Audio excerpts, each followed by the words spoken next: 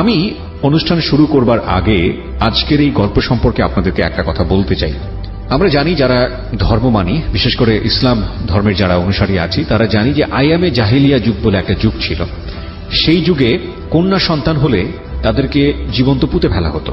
এরকম একটা সময়ে সেখানে মহামানবের আবির্ভাব, যিনি আমাদের রাসূল পাক সাল্লাল্লাহু আলাইহি সাল্লাম এসেছিলেন, এবং তিনি এসে এই আইয়ামে জাহিলিয়া যুগ থেকে মানুষকে বের করার চেষ্টা করেছিলেন। নারী মুক্তির অগ্রদূত বলা যেতে পারে তাকে। এবং আজকের এই গল্পটা আপনাদেরকে আমার কেন জানি মনে হচ্ছে সেই ভয়াবহতম বিভীষিকা, আমি কোনো কিছুই আপনাদেরকে আঁচ করতে বলবো না, আইয়ামে জাহিলিয়া যুগের যে ভয়াবহতম বিভীষিকা, সেই বিভীষিকাটাকে কিছুটা হলেও আজকে আপনাদেরকে আঁচ করিয়ে দেবে। প্রতিটি গল্পই আমাদেরকে নতুন কিছু শিক্ষা দেয়। ভূমিকা আর বড় করতে চাই না, আমি বরং সরাসরি যেতে চাই যিনি আমার গেস্ট তার কাছে। আপনার নামটা একটু বলেন। ঋতু আক্তার। ঋতু কি পুরো নামটাই কি ঋতু আক্তার নাকি সাদিয়া জাহান ঋতু? সাদিয়া জাহান ঋতু। আপনি কি আপনার অরিজিনাল নামটা এখানে বলছেন নাকি ছদ্মনাম? অরিজিনাল নামটাই বলছেন। আপনি গল্পটা যখন বলতে আসেন তার আগে আপনার সঙ্গে আমার কথা হচ্ছিল যে আপনি কেন বলতে চান। আপনি ফেস দেখাতে চাননি, আপনি দেখতে মাশাআল্লাহ যথেষ্ট সুন্দর, এবং আপনি ফেস দেখাতে চাননি কারণ আপনার ব্যক্তিগত সামাজিক একটা সমস্যার কারণে। আর আপনি গল্পটা মূলত বলতে এসছেন শুধু হালকা হওয়ার জন্য, নিজের মনটাকে হালকা করার জন্য, রাইট? জি। আচ্ছা, মানে সমাজের কাছে বা কারো কাছে কোনো কিছু পাওয়ার জন্য এখানে আসেননি? জি না। Listen this girl very very carefully, প্রিয় শ্রোতা। ও কারো জন্য আসেনি, কারো কাছ থেকে ওর কোনো কিছু চাওয়ার নেই। ও শুধু ঘন্টা দুয়েকের জন্য এখানে এসছে, কুমিল্লা থেকে এসছে নিজের মনটাকে একটু হালকা করার জন্য। ওকে, শুরু করুন। ঋতু, আপনার যেখান থেকে বলতে ইচ্ছে করে, যেভাবে বলতে ইচ্ছে করে আমি শুনবো এবং লাখ লাখ শ্রোতাকে শোনাবো। আমরা খুব অধীর আগ্রহে অপেক্ষা করছি। আমার নাম ঋতু, আমি এসেছি কুমিল্লা থেকে। আমার বাড়ি কুমিল্লা লাকসাম, নাঙ্গলকোট থানায়। আমরা 4 ভাই বোন। বড় একটা ভাই আছে, দেশের বাইরে থাকে। আমি মেজু। আমার ছোট একটা বোন আছে, তার ছোট আরেকটা ভাই আছে। তো ছোটবেলা থেকে আসলে ছোটবেলার গল্পগুলো বলতে চাই না, কারণ ছোটবেলা আমার দিনগুলো অনেক সুখের কাটছে। আমার বাবা মা আমাকে যথেষ্ট, আমাকে না, আমাদের 4 ভাই বোনকে যথেষ্ট আদর, স্নেহ, ভালোবাসা সবকিছুই দিছে। তো আমি যখন খুব ছোট ছিলাম তখন আমার আগে আমার আরেকটা বোন হয়েছিল। তো বোন মারা গেছিল। তো আমার বাবা খুব মেয়ে পছন্দ করে, সবসময় বলতেন যে আমার যদি 2টা ছেলে না হয়, আমার যদি 4টা মেয়ে হইতো আমি আরো বেশি সুখী থাকতাম। তো যাই হোক, আমাদের একটা খুবই হ্যাপি ফ্যামিলি ছিল। বাবা কি করতেন? জি, বাবা দেশের বাইরে থাকে। আমি যখন ক্লাস 8-এ উঠি তখন আমার কাছে একটা ফোন ছিল। তো আমার বেশিরভাগ পড়াশোনা হয় আমার নানুর বাড়িতে। কারণ মানে কি এরকম যে আপনি জন্মের পর থেকে বাবাকে দেশের বাইরে দেখেছেন? হ্যাঁ। ওকে। ওইখানে সবার সাথে যোগাযোগ রাখতাম এতটুকুই, কারণ নানুর বাড়িতে ছিলাম। তো উনি বেশি একটা কিছু বুঝতো না, তো সেই জন্য আমার কাছে ফোনটা দেওয়া হয়েছে সবার সাথে কন্ট্যাক্ট করার জন্য। তো একদিন স্কুল থেকে আসছি 4টার সময়, এসে দেখি একটা অপরিচিত ফোন আসছে। অনেকবার ফোন আসছে, তো নাম্বারটা অপরিচিত দেখে আমি আরেকবার মিস করি। ওকে। দেওয়ার পর ওইখান থেকে ব্যাক করার পর আমি সালাম দিই, যেটা বলার দরকার, ভালো টালো কথা জিজ্ঞেস করি। তারপর আমি ওনার নাম জানতে চাইছি। তো উনি ওনার নাম রবিউল বলছে। আমি বললাম যে আপনি কেন ফোন দিচ্ছেন, কোত্থেকে নাম্বার পাইছেন? তো উনি বলল যে দেখেন, হয়তো আল্লাহ আপনার সাথে আমার কথা বলে দিবে, সেজন্য আমি হয়তো আপনার সাথে কথা বলতে পারছি। তো তখন আমি বলছি ঠিক আছে স্যার, ফোন টোন দিবেন না। তো বলে যে আপনার সাথে কথা বলতে কি সমস্যা? আমি বলছি যে হ্যাঁ, আমি অপরিচিত কারোর সাথে কথা বলি না। তারপরে একদিন রেখে দিছে। রেখে দেওয়ার পর 2-1 দিন পর পরই ফোন আসে। তো ফোন আসার পর ভালো মন্দ জিজ্ঞেস করার পর এতটুকুই, ভালো টালো কি করেন, কি করতেছি, কি খাইছেন, এতটুকুই। ওই সময়টাতে কি লোকটার নাম জিজ্ঞেস করা, কোথায় থাকে, কি করে? হ্যাঁ, অবশ্যই জিজ্ঞেস করছি। ওনার নাম বলছে রবিউল, নামটা ঠিক বলছে। উনি একটা এজেন্সিতে কাজ করতো। ওনার বাড়ি হচ্ছে ডোমবাড়িয়া, গ্রামের নাম। জি। তো যাই হোক, ওইখানে কাজ করে। তো একদিন আমাকে বললো যে আপনাকে একটা কথা বলবো, আপনি যদি কিছু মনে না করেন। তো আমি বলছি ঠিক আছে বলেন। বলে যে যদি হ্যাঁ হয় তো হ্যাঁ বলবেন, আর যদি না হয় না বলে দিবেন, কিন্তু রাগ করবেন না।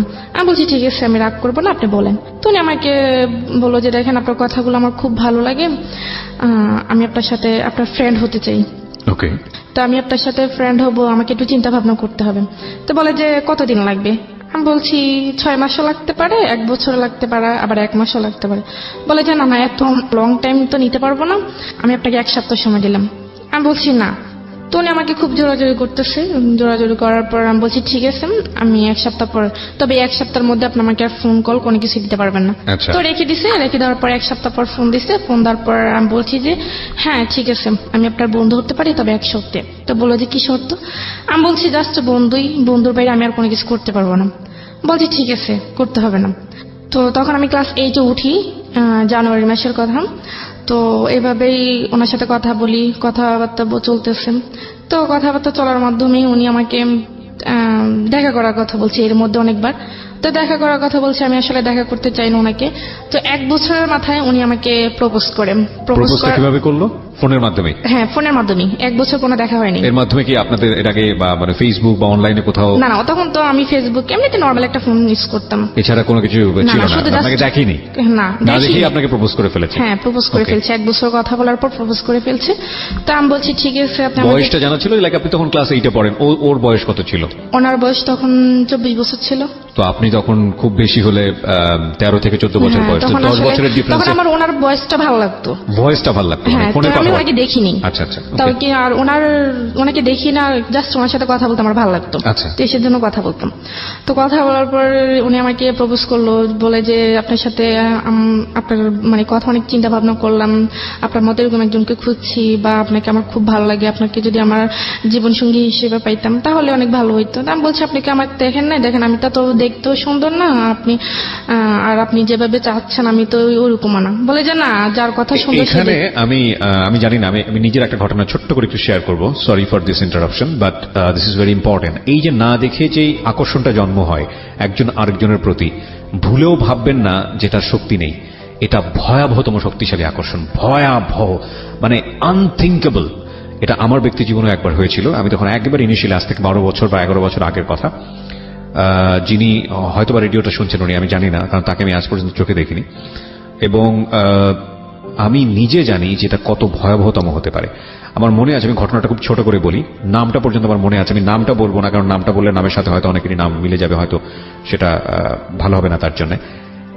এই মেয়েটি, আমি তখন ইউনিভার্সিটির অনার্স কমপ্লিট করে ফেলেছি, মাস্টার্সে পড়ছি, এরকম একটা সময়ের ঘটনা।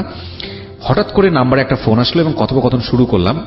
এমন হলো যে ঘন্টায় ঘন্টা তার সঙ্গে আমার কথা বলতে হচ্ছে, এবং আমি কোনোভাবে মাথা থেকে বের করতে পারছি না। 2 দিনের মাথায় কি আমি ফুললি যেটা দেখলাম যে আমি প্রচন্ড রকম ভাবে অ্যাডিক্ট হয়ে গেছি তার ভয়েসের প্রতি। মানে আমি তার ভয়েসের ফ্যান ছিলাম।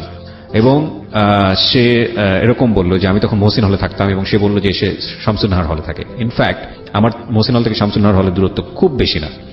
আমি হঠাৎ করে একদিন, মানে আমি তখন রেডিও টুডেতে একটা অনুষ্ঠান করি, পোস্ট বক্স 9032, এবং ওই অনুষ্ঠানটা করার পরপরই আমি চিন্তা করলাম I need to meet her. এবং আমি হলের সামনে গেলাম, গিয়ে আমি তাকে বললাম যে আপনাকে আমার সামনে আসতে হবে, আইদার আপনি আসবেন অথবা আমি কানেকশন এখনই অফ করে দিব। আমি ঠিক জানি না, মানে আমি সেই কাজটা কি করেছিলাম, বাট আমার মনে আছে সে আসেনি আমার সামনে। সো আদৌ শামসুন্নাহার হলে ছিল বা অন্য কোথাও ছিল আমি জানি না। এবং আমি যেটা করেছিলাম যে সিমটা বের করে আমি ভেঙে ফেলেছিলাম সিমটা, এবং ওই সিমটা আমি আর পরবর্তীতে কখনো তুলিনি, আর কোনো ইউজ করিনি। সো ওই 2 দিনের রেজাল্ট দিয়ে আমি যেটা বুঝতে পারি যে এটা ভয়াবহতম আকর্ষণ তৈরি হয়। এবং এই ভয়েস দিয়ে যখন একটা মানুষের অবয়ব বা মূর্তি আমরা মনের মধ্যে তৈরি করি, সেটা সবচাইতে নিজের জায়গা থেকে সবচেয়ে সুন্দর মানুষের যে অবয়বটা, সেটা ভিতরে তৈরি করি, এবং এটা দুর্ধর্ষতম আকর্ষণ। এটা না জেনে এইদিকে পা বাড়ানো, এটা ভয়াবহ রকমের ভুল আমি বলবো। যাই হোক, আপনার ক্ষেত্রে আপনি না দেখেই ও আপনাকে প্রপোজ করেছে, আপনি কি করলেন? তখন আমি বলছি যে আপনার সাথে তো আমার প্রথমে কথা হয়েছে যে ফ্রেন্ড হিসেবে আমরা সারা জীবন থাকবো, কিন্তু তার বাইরে আমি কোনো কিছু করতে পারবো না। তো বলে যে হ্যাঁ দেখেন, আমি আপনার প্রতি খুবই দুর্বল হয়ে গেছি, আসলে আপনাকে সবসময় ভাবি, সেজন্য আসলে ফ্রেন্ড থেকে যদি আরেকটু সম্পর্কটা আরেকটু গভীরে যায় তাহলে আপনার জন্য ভালো হয়, আমার জন্য ভালো হয়। তখন আমি বলছি যে আমি আপনাকে দেখিনি, বাট আপনিও আমাকে দেখেন নাই, তো এখানে আসলে সম্পর্কটা কখনই হতে পারে না। তো আমি কথা বলে ফোনটা রেখে আমি ফোনটা অফ করে ফেলছি। একটানা 10 দিন আমি ফোন অফ রাখছি। ফোন অফ রাখার 10 দিন পর আমি যখন ফোনটা অফেন করছি, ফোনটা অফেন করার সাথে সাথেই ওনার ফোন। তো আমি ফোনটা তখন রিসিভ করিনি। তো রিসিভ না করাতে অনেকবার ফোন দিছে, ফোন আমি রিসিভ করিনি। তারপর উনি আরেকটা অপরিচিত একটা নাম্বার দিয়ে ফোন দিছে।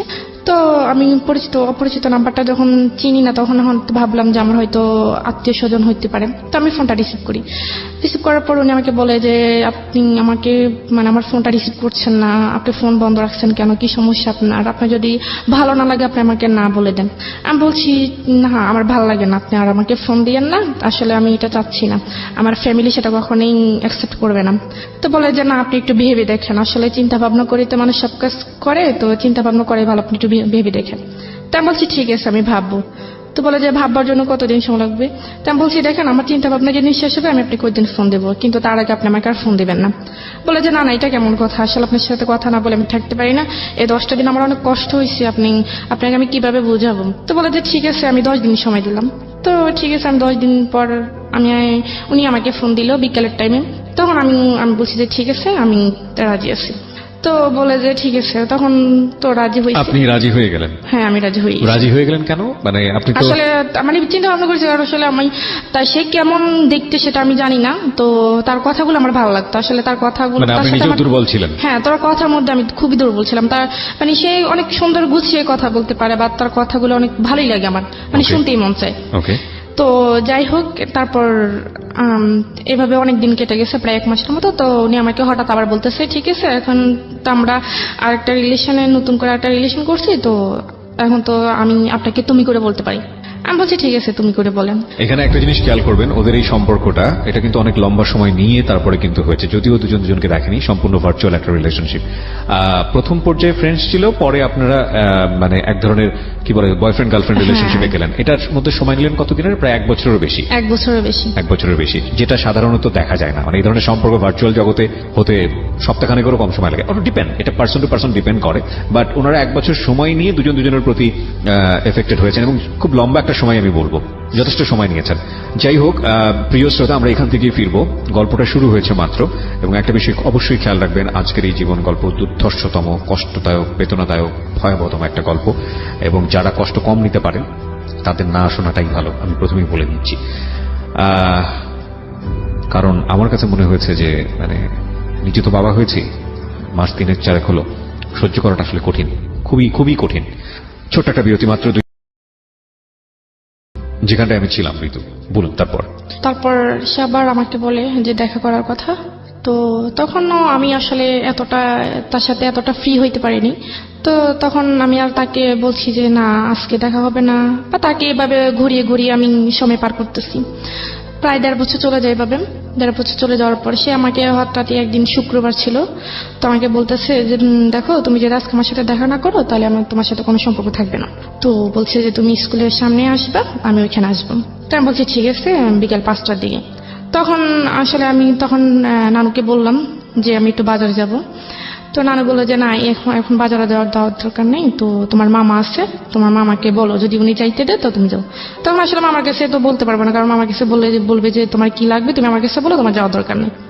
তখন আমি বলতে পারি না, তো যে কোনো কারণে আমি বাইরে হইতে পারি না। তখন আমি ওকে আর বলতে পারিনি যে মানে আমি আসবো না। তখন আমি আবার ফোনটা অফ করে ফেলছি। যে তখন সে আমাকে অনেকবার ট্রাই করছে, আমার ফোনটা তখন মিস কল অ্যালার্ট চালু ছিল। তো আমি যখন ফোনটা অফ করছি দেখি যে সে আমাকে প্রায় 1000-এর উপরে ফোন দিচ্ছে। তো সে আমাকে রাগ করে 2-3 দিন ফোন দেয়নি। 2-3 দিন ফোন না দেওয়াতে আমিও ফোন দিইনি। তো 2-3 দিন পর সে নিজে আমাকে আবার ফোন দিচ্ছে। ফোন দেওয়ার পর বলতেছে তোমার কি সমস্যা, তুমি আমার সাথে দেখা করলে না কেন? তা বলছি আমার সমস্যা ছিল, আমি বাইরে হতে পারিনি। তো বলে যে বাইরে হইতে না পারলে তুমি আমাকে বলতাম। তা আমি বলছি বললে হয়তো আপনি এটা অন্যভাবে নিবেন, সেজন্য আমি বলতে পারিনি। তো তাকে সরি বলছি। তো সরি বলার পর সে যাই হোক সেটা সমাধান হয়ে গেছে। কথা চলতে 2 বছর, তখন 2012 সালের লাস্টের দিকে আমার বোন, তখন আমার আব্বু বাড়িতে আসছে বিদেশ থেকে। বাড়িতে আসার পর আমাকে বাড়িতে নিয়ে আসছে। তো আমি তাকে বলছিলাম যে আমার আব্বু বাড়িতে আসতেছে, তো আমি আপনার সাথে অনেকদিন কথা বলতে পারবো না, মানে যতদিন বাড়িতে থাকবো ততদিন কথা বলতে পারবো না, কারণ আমাদের বাড়িতে আসলে আবার কথা হবে, কথা বলতে পারবো না। তো উনি বলছে যে কেন? আমি বলছি আমার আব্বু বাড়িতে আসতেছে, তো আমি তো ফোনটা আবার ওইখানে নিয়ে যেতে পারবো না। তো বলে ঠিক আছে। তখন আমি বাড়িতে আসছি। আসার পর তো আমার আব্বু, আমার বোন, আমার ছোট ভাই, আমার বোনের একটা ফ্রেন্ড ছিল, আমার মামাদের বাসায় আসবো ঢাকায় উত্তরায়। সেটা আমি আসলে ওনাকে বলতে পারিনি, যে কারণ আমি কারো ফোন ধরতে পারি না, বা বাড়িতে গেলে আমি বিশেষ করে আম্মু বা আব্বুর ওনাদের ফোন ধরি না। তো ফোন না পেয়ে আমি ওনাকে বলতে পারিনি। তো আমি ঢাকা আসছি, ঢাকায় সেখানে প্রায় 1 সপ্তাহ ছিলাম। তো 1 সপ্তাহ থাকার পর আবার বাড়িতে গেছি। বাড়িতে যাওয়ার পর আমার আব্বু কোন একটা কাজে চিটাগং গেছিল। তো ওইখানে যাওয়ার পর আমি একটা সুযোগ পাইছি আমার নানুদের বাড়িতে আসার জন্য। তো আমার নানু ফোন দিচ্ছিল যাওয়ার জন্য, তখন আমি গেছি, গিয়ে আবার ওনার সাথে কন্ট্যাক্ট করছি। তো কন্ট্যাক্ট করার পর বলে যে এতদিন কেন, তুমি তো বলছো কয়েকদিন তারপর আবার আসবা, তো এতদিন গ্যাপ ছিল কেন? বলছি ঢাকা গেছিলাম আব্বুর সাথে, সেজন্য বলতে পারিনি। তো এই ব্যাপারটা আমি ওনাকে বলি নাই কেন, ওইটা উনি আমার সাথে অনেক রাগ করছে যে তুমি ঢাকা গেছো আমাকে বলছো, নাহলে আমিও ঢাকা যেতাম, দূর থেকে তোমাকে দেখতাম। আমি বলছি আমি বলতে পারিনি, আমি সুযোগ পাইনি। এটা নিয়ে অনেক ঝগড়া হয়েছে। ঝগড়া হওয়ার পর উনি আমাকে তুই করে বলতেছে যে তুই আর আমাকে ফোন দিবি না। আমি বলছি ঠিক আছে, আমি ফোন দিব না। মানে ক্রেজি হয়ে গেছে আর কি, এতবার বারবার আপনাকে দেখতে চাচ্ছে, আপনি সামনে আসতেছেন না। আসতেছি না, হ্যাঁ। রাইট। পরে ঠিক আছে, তখন আমি আর তাকে সে আমাকে ফোন দিবে না কেন সেটা আমার জানার আগ্রহ ছিল না, ফোন না দিলেনি। আসলে আমি তার সাথে তার প্রতি অ্যাট্রাকশন হয়নি। আমি আসলে তার কথাগুলো আমার ভালো লাগতো, সেজন্য আমি তার সাথে কথা বলতাম। তার প্রতি পয়েন্ট করবেন প্রিয় শ্রোতা, ও যেটা বলছে যে ওর কথাগুলো শুনতে ওর খুব মন চাইতো এবং ওই কথাগুলোর কারণেই ওর প্রতি এক ধরনের ওর দুর্বলতা ছিল, কিন্তু এটা আসলে সেই অর্থে কোনো লাভ ছিল না। ওকে। তো সে আমাকে আবার নিজে ফোন দিছে। ফোন দেওয়ার পর বলে যে তুমি এত পাষাণ মানুষ, তোমার মেয়েদের মন নাকি অনেক নরম থাকে, তো তুমি এত শক্ত মনের মানুষ আমি আসলে কখনো ভাবি নেই। তো আমি রাগ করে ফোন রেখে দিছি, তোমার উচিত আমার রাগ ভাঙানো, আমাকে ফোন দাও। তুমি সেটা না করে তুমি উল্টা রাগ করে বসে আছো। তখন ওনার কথাগুলো আমি আসলে এত কেয়ার করতাম না, যেটা বলতে এটা শুনতাম। 2012 সালের প্রায় মাঝামাঝি আমি আবার ঢাকা আসি। আমার মামারা সবাই মিলে কক্সবাজার যাবে, তো আমি ঢাকা আসি আবার। তো আমি ওনার কাছে বলছি যে আমি কক্সবাজার যাব, আমরা সবাই মিলে কক্সবাজার যাবো, ওইখানে অনেকদিন থাকবো, আপনার সাথে আমার কথা হবে না। তো বলে যে আমার যদি ছুটি থাকতো তাহলে তো আমিও যেতে পারতাম। তো বলে যে ঠিক আছে, তোমরা যেদিন যাবে তার একদিন আমাকে ফোন দিয়ে। তো আমরা যেদিন যাবো তার একদিন ওনাকে ফোন দিছি, তো উনি যেতে পারবেন, উনি ছুটি নিতে পারেনি। তো আমরা চলে গেছি। ওইখানে প্রায় 15 দিনের মতো ছিলাম। 15 দিন থেকে আবার যখন কক্সবাজার গেছি তখন আমার মামারও সাথে ছিল। তো মামার এক বন্ধু ছিল, তো সাথে ছিল, তো উনি আবার ওইখানে গেছে। তো আমরা ওইখানে অনেক আনন্দ করলাম, সবাই মিলে একসাথে ছিলাম, আড্ডা দিলাম। তো ওই ছেলে আবার আমাদের সাথে ছিল। তো আমি আবার ঢাকায় যখন কক্সবাজার থেকে যখন ঢাকায় ব্যাক করি, তখন ওই ছেলে আমার আরেকটা মামাতো ভাই ছিল, ওর নাম হচ্ছে রাফি। ওর কাছে আবার আমার ডিটেইলস জানতে চাইছে যে মেয়েটা কে বা কি করে। ছেলেটার নাম কি ছিল? রাজু। ওকে। তো কি করে বা কোথায় থাকে, তো বললো যে এটা আমার সম্পর্কে মামাতো বোন হয়, তো এরকম। তো বলে যে আমি ফোন ইউজ করে, তো আমি যে ফোন ইউজ করি সেটা তার ওনারা জানে না। তো বলে যে না, ফোন ইউজ করে না কেন? তো বলে যে না এমনিতেই। তখন আমার মামা যখন বাড়িতে আসে শীতের সময়, তখন ওই ছেলে আবার আমার মামাদের সাথে আমাদের বাড়িতে আসছে। তো আমাদেরকে দাওয়াত করায় ওই ছেলেও আসছে আমাদের বাড়িতে। তো আমাদের বাড়িটারি দেখলো, আমাদেরকে দেখলো, তখন আমার সাথে কথা বললো, হাই হ্যালো, এতটুকুই। কি করো, কোন ক্লাসে পড়ো? তখন আমি ক্লাস 9-এ পড়ি। তো বললো যে ঠিক আছে, তো এখন তো ছুটি, তো তোমার মামার সাথে আবার ঢাকায় যাও, গিয়ে ঘুরে আসো, আমরা তো আছি, সব একসাথে আনন্দ হবে। তো আমি বলছি দেখি যদি আম্মু দেয় তাহলে। তো উনি আমার মামাকে বললো, বলার পর আমার মামা আমার আম্মুকে বললো। তো গেলাম, গিয়ে ওইখানে প্রায় 20-25 দিন ছিলাম। এর মধ্যে ওর সাথে আর আমার কোনো যোগাযোগ হয়নি। রবিউলের সাথে? হ্যাঁ, রবিউলের সাথে আমার কোনো যোগাযোগ হয়নি। না ফোন তো আমাদের বাড়িতে, আমি আর ওইখানে যেতে পারি না, ওনাকে কখনো কোনো মেসেজ বা ফোন দিতে পারিনি। তো আমি আবার চলে গেছি। তো কথাবার্তা বলে মাঝে বলে যে তুমি ফোন ইউজ করো না। বলছি না, আমি ফোন ইউজ করি না, আসলে বাসা থেকে সেটা কেউ দিবে না। তো বলে যে আমি তোমাকে যদি একটা ফোন কিনে দিই তুমি নিবে? আমি বলছি কেন, আপনার ফোন আমি নিব কেন, আর আপনি আমার কি হন? রাজু এটা বলতেছে? হ্যাঁ, রাজু এটা বলতেছে। বলে যে না নেও, মাঝে মাঝে তোমার সাথে কথাবার্তা বলবো। এখানে বিষয়টা গুলিয়ে ফেলবেন না। রাজু এবং রবিউল, রাজুটা হচ্ছে ওর আত্মীয় সম্পর্কের একজন, আর রবিউলটা হলো যে ছেলেটার সঙ্গে প্রথম দিকে ভার্চুয়ালি মানে ফোনের মাধ্যমে কমিউনিকেট, কিন্তু এখনো দেখা হয়নি। ওদের মধ্যে এক ধরনের সম্পর্ক রয়েছে, বয়ফ্রেন্ড গার্লফ্রেন্ড বলা যেতে পারে, বাট ঠিক সে অর্থে ম্যাচিউর টাইপের রিলেশনশিপ না, অন্তত এই মেয়েটার সাইড থেকে না। ওকে, ঠিক আছে, বলুন। তো রাজু আমাকে যখন আমি চলে আসবো তখন রাজু, আমার মামা আর ওই মামাতো ভাইটা আমাকে বাস পর্যন্ত বাস উঠেছে, কারণ মামা আমার সাথে আসছে আর মামার সাথে ওনারা আসছে আমাদেরকে এগিয়ে দেওয়ার জন্য। তো আসছে রাজু এখানে, আমি চলে যাচ্ছি, এটা দেখো কান্নাকাটি করতে আসছে। কান্নাকাটি করার পর আমি আসলে ব্যাপারটা দেখছি, তারপরও বুঝতে পারলো না, বোঝার মতো করেছিলাম। তো আমি যখন চলে গেছি তখন ও আমার যে জামা কাপড় নেওয়ার একটা ব্যাগ ছিল, ওই ব্যাগের মধ্যে ওই একটা ফোন কিনে রেখে দিয়েছে, সেটা আমি জানি না। তো না জানার পর আমি বাড়িতে গেছি, সোজা আমার নানুদের বাড়িতে গেছি। নানুদের বাড়িতে যাওয়ার পর জামা কাপড় যখন ওইটা থেকে বের করেছি তখন দেখছি একটা মোবাইলের বক্স। তো তো আমার কাছে আশ্চর্য লাগতেছে মোবাইলের বক্স এটা কে দিল। তখন আমি কাউকে বিষয়টা না বলে আমি এটাকে খুললাম, খুলে দেখি একটা phone, mobile phone, Samsung mobile phone ছিল। ওইটার মধ্যে আবার একটা চিঠি ছিল। তো দেখলাম, দেখার পর চিঠিটা পড়লাম। চিঠির মধ্যে লেখা ছিল যে মানে রাজু যে আমাকে ফোনটা দিছে সেটা যেন আমি কাউকে না বলি, সেটা শুধুমাত্র আমাকে দিছে আমার সাথে একটু কথা বলার জন্য বা খোঁজ খবর নেওয়ার জন্য, বাস এতটুকুই। আর যদি আমার ওর মোবাইলটা আমার নিতে ইচ্ছা না হয় তাহলে সেটা ফেলে দেওয়ার জন্য, কিন্তু কাউকে না বলার জন্য, এটা লিখে দিছে। তো লিখে দেওয়ার পর আমি এটা রেখে দিছি, আমি আর ফেলিনি। ওটার সাথে আবার একটা সিমও দিছে, তো আমি ওইটা অফেন করছি। করার পর ও আবার অনেকগুলো মেসেজ করছে। আমি ফোনটা অফেন করার পর অনেকগুলো মেসেজ পেয়েছি, কেমন আছি, কোথায় আছি। হয়তো রাস্তার মধ্যে ফোন দিছে, তো আবার ফোনও দিছিল মনে হয়। তখন রাত্রেবেলা আমি আর ওকে ফোন দিই নাই বা মেসেজও রিপ্লাই দিই নাই। তো রাত্রেবেলা সন্ধ্যার দিকে আমার নানু তখন নামাজ পড়তে গেছে, তো আমিও নামাজ পড়ে ফেলছি আগে, নানু পরে নামাজ পড়তে গেছে। পড়ার পর আমি ওই আমার আগের ফোনটা রবিউলের সাথে আবার আপনি নামাজ পড়েন?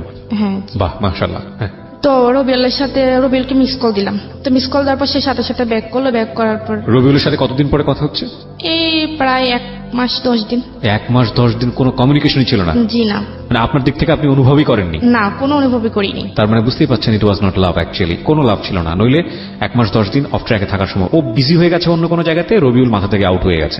কিন্তু যখনই ও ফিরে এসছে, সময় হাতে আছে, তখন আবার রবিউলকে সে নক করছে। তারপর ফোন দিলাম, ফোন দেওয়ার পর ও ফোনটা রিসিভ করার সাথে সাথে খুব কান্নাকাটি করতেছে, অনেক মানে বাচ্চাদের মতো খুব জোরে জোরে কান্নাকাটি করতেছে। আমি কেন তাকে এতদিন ফোন দিইনি। তখন আমি তাকে ব্যাপারটা বুঝিয়ে বলার পর সে আমাকে বলতেছে আমি তোমার সাথে কালকেই দেখা করতে চাই। আমি বলছি এটা কখনোই সম্ভব না, আমি কালকে দেখা করতে পারবো না, আমার যখন সময় হবে আমি তখনই আপনাকে ফোন দিব, আপনি আমার সাথে দেখা করিয়েন। এর মধ্যে রাজু আবার আমার মামাতো ভাই যেটা যার মাধ্যমে পরিচয় হয়েছিল, সে আবার আমার নানুদের বাড়িতে আসছে। তো রাজু আবার আমার নানুদের বাড়িতে আসছে। আসার পর সে আমাকে ভালোটার কথা জিজ্ঞেস করছে। জিজ্ঞেস করার পর আমার নানুর সাথে কথা বললো। কথাবার্তা বলার পর সে 2 দিন ছিল। 2 দিন থাকার পর সে আবার চলে গেছে। চলে যাওয়ার 5-6 দিন পর রাজু তার আম্মুকে পাঠাচ্ছে। রাজুর আব্বু নাই, তার আম্মুকে পাঠাচ্ছে আমার নানুর কাছে।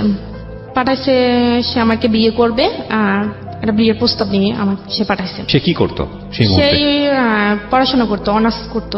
এই অবস্থায় বিয়ের প্রস্তাব দিয়ে পাঠিয়েছে? হ্যাঁ, আর ওরা মানে ঢাকায় স্থানীয় ছিল। ওকে। প্রস্তাব পাঠাইছে। তো তার আম্মু তো তখন আমাকে দেখে না ঢাকা থাকাকালীন, তো উনি আমাকে দেখছে। দেখার পর আমার নানুকে ডিরেক্টলি বলছে যে আপনার নাতিকে তো আমার ছেলে খুবই পছন্দ করে, তো আপনাদের যদি কোনো আপত্তি না থাকে তাহলে আমরা এখানে একটা আত্মীয়তা করতে পারি। তো আমার নানু বললো যে দেখেন আমি তো ওর গার্জিয়ান না, ওর আব্বু আছে, আম্মু আছে, আমার ছেলেরা আছে, ওদের সাথে কথা বলতে হবে, আপনি ওনাদের সাথে কথা বলেন। তো রাজুর আম্মু একদিন ছিল, তারপরের দিন সকালবেলায় চলে গেছে। চলে যাওয়ার পর আমার নানু আমাকে বলতেছে যে তো রাজুর সাথে তোর কি? আমি বলছি তো না কিছু না, এমনিতে কথাবার্তা, তো এরকম কিছু না। তো বলে যে সত্যি? আমি বলছি যে হ্যাঁ। বলে যে না থাকলেই ভালো। তা আমি আর জিজ্ঞেস করি না যে কেন আসছে বা কি আসে বিষয়। তখন আমার আব্বুর কাছে বলছে আমার মামা, রাজুর আম্মু আমার মামার কাছে বলছে, আর আমার মামা আমার আব্বুর কাছে ফোন দিয়ে বলছে। তো আমার আব্বু বলছে ঠিক আছে ছেলের একটা ছবি দাও আর আমি খোঁজ খবর নিয়ে দেখি কেমন। তো ওনারও ছেলে পছন্দ হয়ে গেছে, ছেলেরও পছন্দ হয়েছে বা ওর আম্মুরও পছন্দ হয়েছে। মনে করেন 2 পক্ষ থেকেই সবকিছু ঠিকঠাক। এখন আমার ছোট মামা যিনি, উনি আবার আমার আব্বুকে বলতেছে যে বিয়ে তো হবেই, ছেলেও ভালো বা ছেলের ফ্যামিলিও ভালো, এখন ঋতুকে একবার জিজ্ঞেস করে দেখেন ও কি বলে।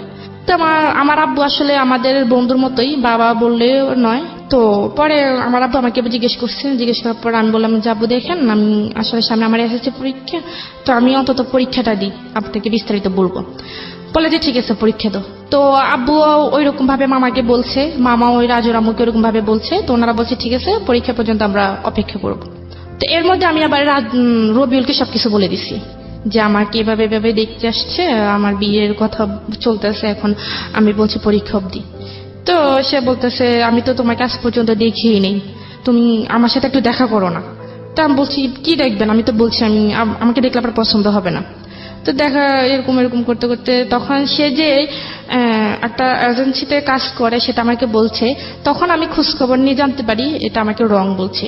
মানে রবিউল আপনাকে মিথ্যা ইনফরমেশন দিয়েছে। হ্যাঁ। ওকে, তো তখন আমি বললাম যে আপনি তো আমার কাছে মিথ্যা কথা বলছেন, আপনি তো আসলে কোনো অফিসে এরকম কোন অফিসে চাকরি করেন না, আসলে আপনি করেনটা কি আমাকে সত্যি করে বলেন, আমি আপনার সাথে দেখা করব। ওকে। তো বলে যে আমি আসলে একটা প্রাইভেট কোম্পানিতে জব করি, তো যে কোনো ভাবে এটা ওই কোম্পানির মালিক পালিয়ে গেছে, এখন আসলে আমার উপর অনেক ধার দেনা, এখন আমি আসলে বাড়ি থেকে বের হতে পারতেছি না, এখন অন্য একটা জায়গায় অ্যাপ্লাই করতেছি। তারপর আমি বললাম তো সেটা আমাকে বললেন না কেন আগে? তো বলে যে বলিনি, এমনিতে আসলে এটা একটু আমি লুকিয়ে রাখছি, এটা বলতে চাইনি। তা আমি বলছি ঠিক আছে। তো তখন আমি তাকে নিজে ফোন দিতাম, আমি তাকে ফোন দিয়ে আমি তার সাথে কথা বলতাম, এমনকি সে আমার কাছে অনেকবার প্রায় 2-3 বার টাকা চাইছে তার মানে পকেট খরচের জন্য। আমি 2-3 বার প্রায় তাকে 10-12 হাজার টাকা দিছি, কিন্তু আচ্ছা। দেখা সাক্ষাৎ কোনো কিছুই না। আচ্ছা। তখন আমি যখন বিয়ের ব্যাপারটা বলছি, তখন আম্মু আমাকে বলল যে দেখ, ছেলেও ভালো, ছেলের ফ্যামিলিও ভালো, তুই রাজি হয়ে যা। এসএসসি পরীক্ষার পরে বিয়েটা হয়ে যাক, তুই রাজি হয়ে যা, অন্য কোথাও যদি কোনো কিছু থেকে থাকে সেটা বাদ দিয়ে দে। তা আমার আম্মা আমাকে এভাবে বলছে, তখন আমি একটু ডাউট করছি যে আমার আম্মা আমাকে হয়তো একটু সন্দেহ করছে। জি। তো সন্দেহ করার পর আমি তাকে আবার রবিউলকে বলে দিচ্ছি, বলে দেওয়ার পর আমি বলছি যে দেখেন আপনার সাথে যা হওয়ার হয়ে গেছে, আমি আপনার সাথে আর কথা বলতে পারবো না, তা আপনি আমাকে ক্ষমা করে দেন, আপনার সাথে যদি কোনো বেয়াদবি করে থাকি আসলে এইভাবে আমি ফ্যামিলির বাইরে যেতে পারবো না। এটা রবিউলকে বললেন? হ্যাঁ, আমি রবিউলকে বলছি। তখন রবিউল তো অনেক খুব কান্নাকাটি করছে। সে ও কি বাসার ঠিকানা জানতো, আপনার বাসার ঠিকানা? হ্যাঁ, সে আমার বাসার ঠিকানা জানতো। আমি আচ্ছা। তাকে সবকিছুই সত্যি বলেছি। সঠিক বলেছেন। হ্যাঁ। তখন সে খুবই কান্নাকাটি করছে, সে বলতেছে ঠিক আছে আমি তোমাদের বাড়িতে আসতেছি। আমি বলছি যে না, আমার যদি ভালো চান আপনি কখনই আমাদের বাড়িতে আসবেন না, আর আসলে অনেক খারাপ হয়ে যাবে। তখন আমি তাকে এরকম কোনো কিছু বলার পর সে আসেনি। আসার পর সে বলছে ঠিক আছে তুমি আমাকে তো বিয়ে করবে না নাকি? আমি বলছি যে হ্যাঁ করবো না। তো বলে যে ঠিক আছে তাহলে তুমি আমার সাথে শুধু একবার দেখা করো, একবার দেখা করার পর আমি তোমাকে কথা দিতেছি জীবনে তোমাকে আর ফোন দিব না। তো আমি বলছি একবার দেখা করে কি লাভ? সে বলে যে আমি কেমন মেয়ের সাথে কথা বলছি, তাকে শুধু একবার দেখার ইচ্ছে, আর কিছুই না। আমি বলছি আপনি কথা দিচ্ছেন তো? তো সে বলতেছে যে হ্যাঁ আমি কথা দিছি। তো এর মধ্যে সে আবার ব্রাহ্মণবাড়িয়া, সে এখানে একটা আপনার মাইক্রো ক্রেডিট একটা চাকরি পাইছে। জি। ব্রাহ্মণবাড়িয়া। তো আমি আবার ঢাকা যাই মামাদের বাসায়। তখন আমার মামানি প্রেগনেন্ট ছিল, তো তখন উনি খুব অসুস্থ ছিল, তো ওনাকে আমি দেখতে গেছিলাম, আমার আম্মু গেছিল সাথে। তো আমার আম্মু গিয়ে আমার আম্মা আমাকে রেখে চলে আসছে। তো আমি ওইখানে ছিলাম, থাকার পর ওইখানে আবার মামাদের পাশের ফ্ল্যাটে একটা মেয়ে থাকতো, নাম হচ্ছে রিয়া করে। তার সাথে আমার আবার খুব ভালো একটা বন্ধুত্ব ছিল, তার সাথে আমি আবার সবকিছু শেয়ার করছি। তো শেয়ার করার পর তখন আমি ঢাকা গেছি, ঢাকা যাওয়ার পর সে আমাকে বলতেছে যে আমি ব্রাহ্মণবাড়িয়া যাওয়ার জন্য, তার সাথে দেখা করার জন্য। তা বললাম আমি একটা মেয়ে হয়ে আমি ওইখানে কিভাবে যাই? বলে যে দেখো আমি তো নতুন অফিসে জয়েন করছি, নতুন, এখন তো আমাকে ছুটি দিবে না, তো আমি আসলে কিভাবে তোমার কাছে যাবো, তুমি একটু আমার কাছে আসো। তো আমি বলছি ঠিক আছে। তখন আমি ওই রিয়াকে নিয়ে বাইরে বের হওয়ার নাম করে ওকে নিয়ে যাই। শুক্রবার দিন ছিল তখন। ইন দ্য মিন টাইম কি আপনার রাজুর সঙ্গে দেখা সাক্ষাৎ করা, কথাবার্তা হওয়া, এগুলো কোনো কিছু হচ্ছে? না, ওই কথা বিয়ে প্রস্তাব পাঠিয়েছে, যেহেতু ফোনটা আপনার কাছে আছে সেজন্য জিজ্ঞেস করছি। ফোনটা আমার কাছে আছে, ফোনে কথা হয় না। ওই ফোনটা দিয়ে আমি আবার রবির সাথে কথা বলি, কিন্তু রাজুর সঙ্গে কথা বলি না। রাজুর সাথে আর কথা বলি না। আচ্ছা। যাই হোক, গেলাম ব্রাহ্মণবাড়িয়া বিশ্ব রোড, ওইখানে রবিয়াল আসছে। আসার পর আমরা গেলাম, যাওয়ার পর সে আমাকে ফোন দিছে। তো আমি বোরকা পরে জানি, আমি এমনিতেই নর্মাল ভাবে গেছি। তো আসলে আমি ওই কথাটা কখনো ভুলবো না, ওনাকে দেখে আসলে আমার মাথা ঘুরতেছে, এরকম একটা অবস্থা যে আমি আসলে যেটা ভাবছি, যেটা কল্পনা করছি, এটা সম্পূর্ণ বাইরে। সে মনে করেন তখন খুবই হ্যাংলা ছিল, অনেক কালো ছিল। তো আমি ভাবলাম আর বাবা এটা কি, এটা তো এখন আমার ফ্যামিলি কখনো কোনোভাবে মেনে নেবেন। অডিওর সাথে ভিডিওর মারাত্মক পার্থক্য, এটা কি বলে? এবং এটাই হয় আসলে, ভোকাল শুনে ইমাজিন যেটা হয় সেটা বাস্তবে যখন মুখোমুখি হয় সেটা আসলে অনেক বেশি, এবং এটা আরজিদের ক্ষেত্রে আরো বেশি হয়, টু বি অনেস্ট।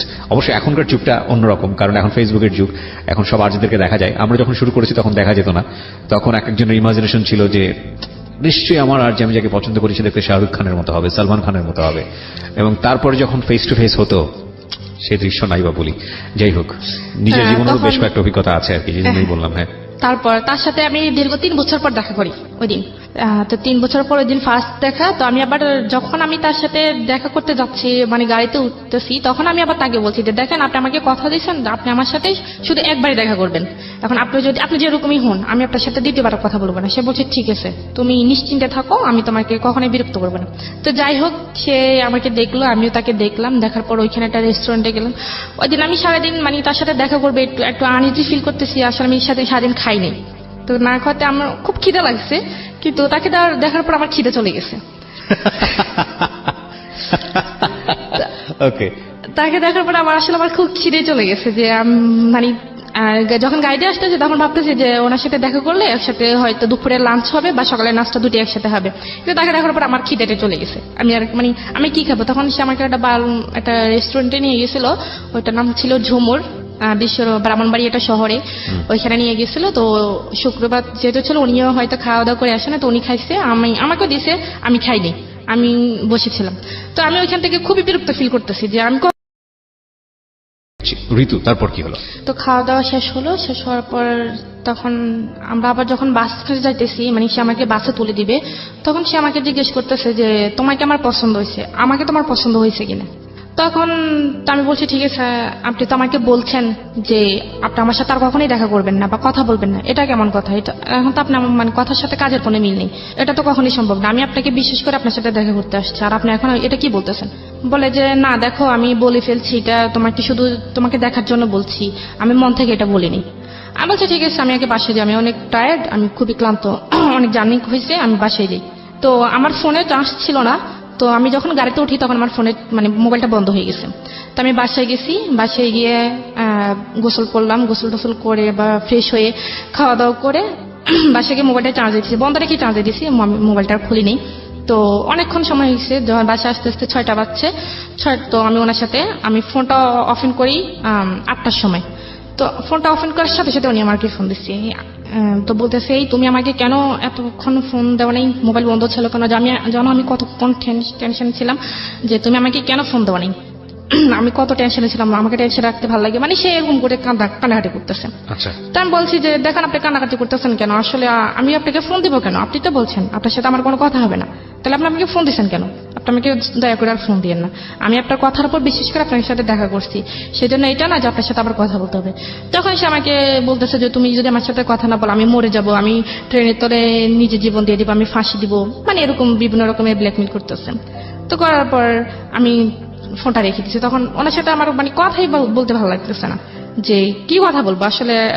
তখন মনে হইতেছে যে একটা মানুষকে যদি মনে দেখে ভালো না লাগে তখন তার সাথে কথা বলাটা আসলে ভালো লাগতো। তখন ওনার কথাগুলো তখন আর আমার কাছে ভালো লাগতো না, কিন্তু দেখা করার আগে ওনার কথাগুলো আমার খুব ভালো লাগতো, কিন্তু তখন আর দেখা করার পর মানে কথাগুলি ভালো লাগতো না। তখন আমি রেখে দিচ্ছি, রেখে দেওয়ার পর উনি আমাকে বারবার ফোন দেয়, আমি ফোন রিসিভ করে না। তারপর আমি নাম্বারটা ব্ল্যাক লিস্টে রাখিয়ে দিচ্ছি। তো রেখে দেওয়ার পর সে আমাকে বিভিন্ন নাম্বার থেকে ফোন দিচ্ছে, ফোন দেওয়ার পর আমি ফোন মানে কোনোভাবে রিসিভ করি না। তো তার এক কলিং ছিল, আমি ওনার নামটা বলতে চাচ্ছি না, তো তার কলিং ছিল, সে আমাকে ফোন দিছে। ফোন দেওয়ার পর বলতেছে কি আমি কি ঋতুর সাথে কথা বলতে পারি? আমি বলছি হ্যাঁ আমি ঋতু, আপনি বলেন। তো বলে যে আপনি কি রবিউলকে চিনেন? আমি বলছি কোন রবিউল? বলে যে ওই দিন শুক্রবারে দেখা করতে গেছেন ওই রবিউল। আমি বলছি না আমি এরকম আমি কাউকে চিনি না, আমি কারোর সাথে দেখা করিনি, আপনি কেন ফোন দিচ্ছেন? তো বলে যে তখন আমি ফোনটা রেখে দিছি, ফোনটা রেখে দেওয়ার পর উনি আবার ফোন দিছে, তখন আমি আবার ফোনটা কেটে দিছি। তো বারবার ফোন দিতেছে, তখন আমি বলছি যে আপনার সমস্যাটা কি, আপনি আমাকে বারবার ফোন দিয়ে ডিস্টার্ব করতেছেন কেন? আমি তো বলছি আমি রবিউল নামে কাউকে চিনি না, আপনি হয়তো ভুল নাম্বারে ডায়াল করছেন। তো বলতেছে যে দেখুন আপু আপনার সাথে আমি একটু 2 মিনিট কথা বলবো, আমাকে প্লিজ 2 মিনিট সময় দেন। তা বলছি ঠিক আছে 2 মিনিট, তার বেশি না। বলে যে দেখেন রবিউল কিন্তু অনেকগুলো ঘুমের ওষুধ খেয়ে ফেলছে, আর ওর অবস্থা খুবই খারাপ, ও এখন কি জানি স্যালাইনে আসছে, ডাক্তার আসছে স্যালাইন টেলাইন দিচ্ছে, ও আজকে 2-3 দিন খাওয়া দাওয়া সব বন্ধ করে দিছে। দেখেন আপনি কি চান আপনার জন্য একটা মানুষ মারা যাক? আমি বলছি আমি কেন চাইবো, আমি তো ওনাকে বলিনি যে আমার জন্য উনি মরুক, আমি তো বলিনি যে আমার জন্য না খেয়ে থাকুক, উনি এমন করতেছে কেন? বলে যে একটা মানুষ যদি একটা মানুষের সাথে কথা বললে তার জীবনটা বেঁচে যায়, তাহলে সেটা আমার মনে হয় সেটা একটা ভালো কাজ। আপনি যদি আপনার ভালো কাজের জন্য যদি ওই মানুষটার জীবন মানে প্রাণে বেঁচে যায়, তাহলে তা আপনি আল্লাহর কাছে ভালো পাবেন। উনি আমাকে এরকম করে বলতেছে। তখন আমার কাছে একটু খারাপ লাগে, আমি বলছি মানুষটা আসলে সত্যি সত্যি যদি আবার মরে টরে যায় তখন তো মানে আপনার অন্তরে একটু মায়া হয়েছে তার জন্য। হ্যাঁ মায়া হয়েছে। ওকে, তখন আমি বলছি ঠিক আছে, তো ওনার কাছে দেন। তো বলে যে উনি তো এখন অজ্ঞান অবস্থায় আছে, ওনার জ্ঞানে আসলে আমি আপনাকে ফোন দিব। তো বিকেলের দিকে উনি আবার ফোন দিচ্ছে, ফোন দেওয়ার পর বলতেছে যে নেন রবিউল ভাইয়ের সাথে কথা বলে। তো আমি বলছি, তখন আমি ওনাকে তুই তাই করে বলছি। আমি বলছি যে তোর সমস্যা কি, তুই আমাকে বলছস যে তুই আমার সাথে কথা বলবি না, আমাকে আর ফোন দিবি না, তো তুই এরকম করতেছস কেন? তুই কি আমাকে ফাঁসি দিতে চাইতেছস? সামনে আমার বিয়ে, আমি তো তোর সাথে কখনোই কথা বলতে পারবো না। তো সে আমাকে বলতেছে তুমি আমাকে যা গালি দাও, মারো, যাই করো, আমি তোমাকে বারবার ফোন দেব, আর তুমি যদি তা আমার ফোন রিসিভ না করো বা মোবাইল বন্ধ করে রাখো, সমস্যা না, আমি তোমার বাড়ি চিনি, আমি তোমার আব্বু আম্মুকে গিয়ে বিস্তারিত যা বলার বলে দিব। তো আমি বলি কি বলবেন? বলে যে যা বলার বলবো, যাতে তোমার আব্বু আম্মুও কখনো মুখ দেখাইতে না পারে আর তুমি না দেখাতে পারো। তখন আমি বুঝতে পারছি সে আমাকে এক ধরনের ব্ল্যাকমেল করতেছে। রাইট। তখন আমি বলছি যে ঠিক আছে, তাহলে আমাকে কি করতে হবে? বলে যে তুমি আমার সাথে কথা বলবা।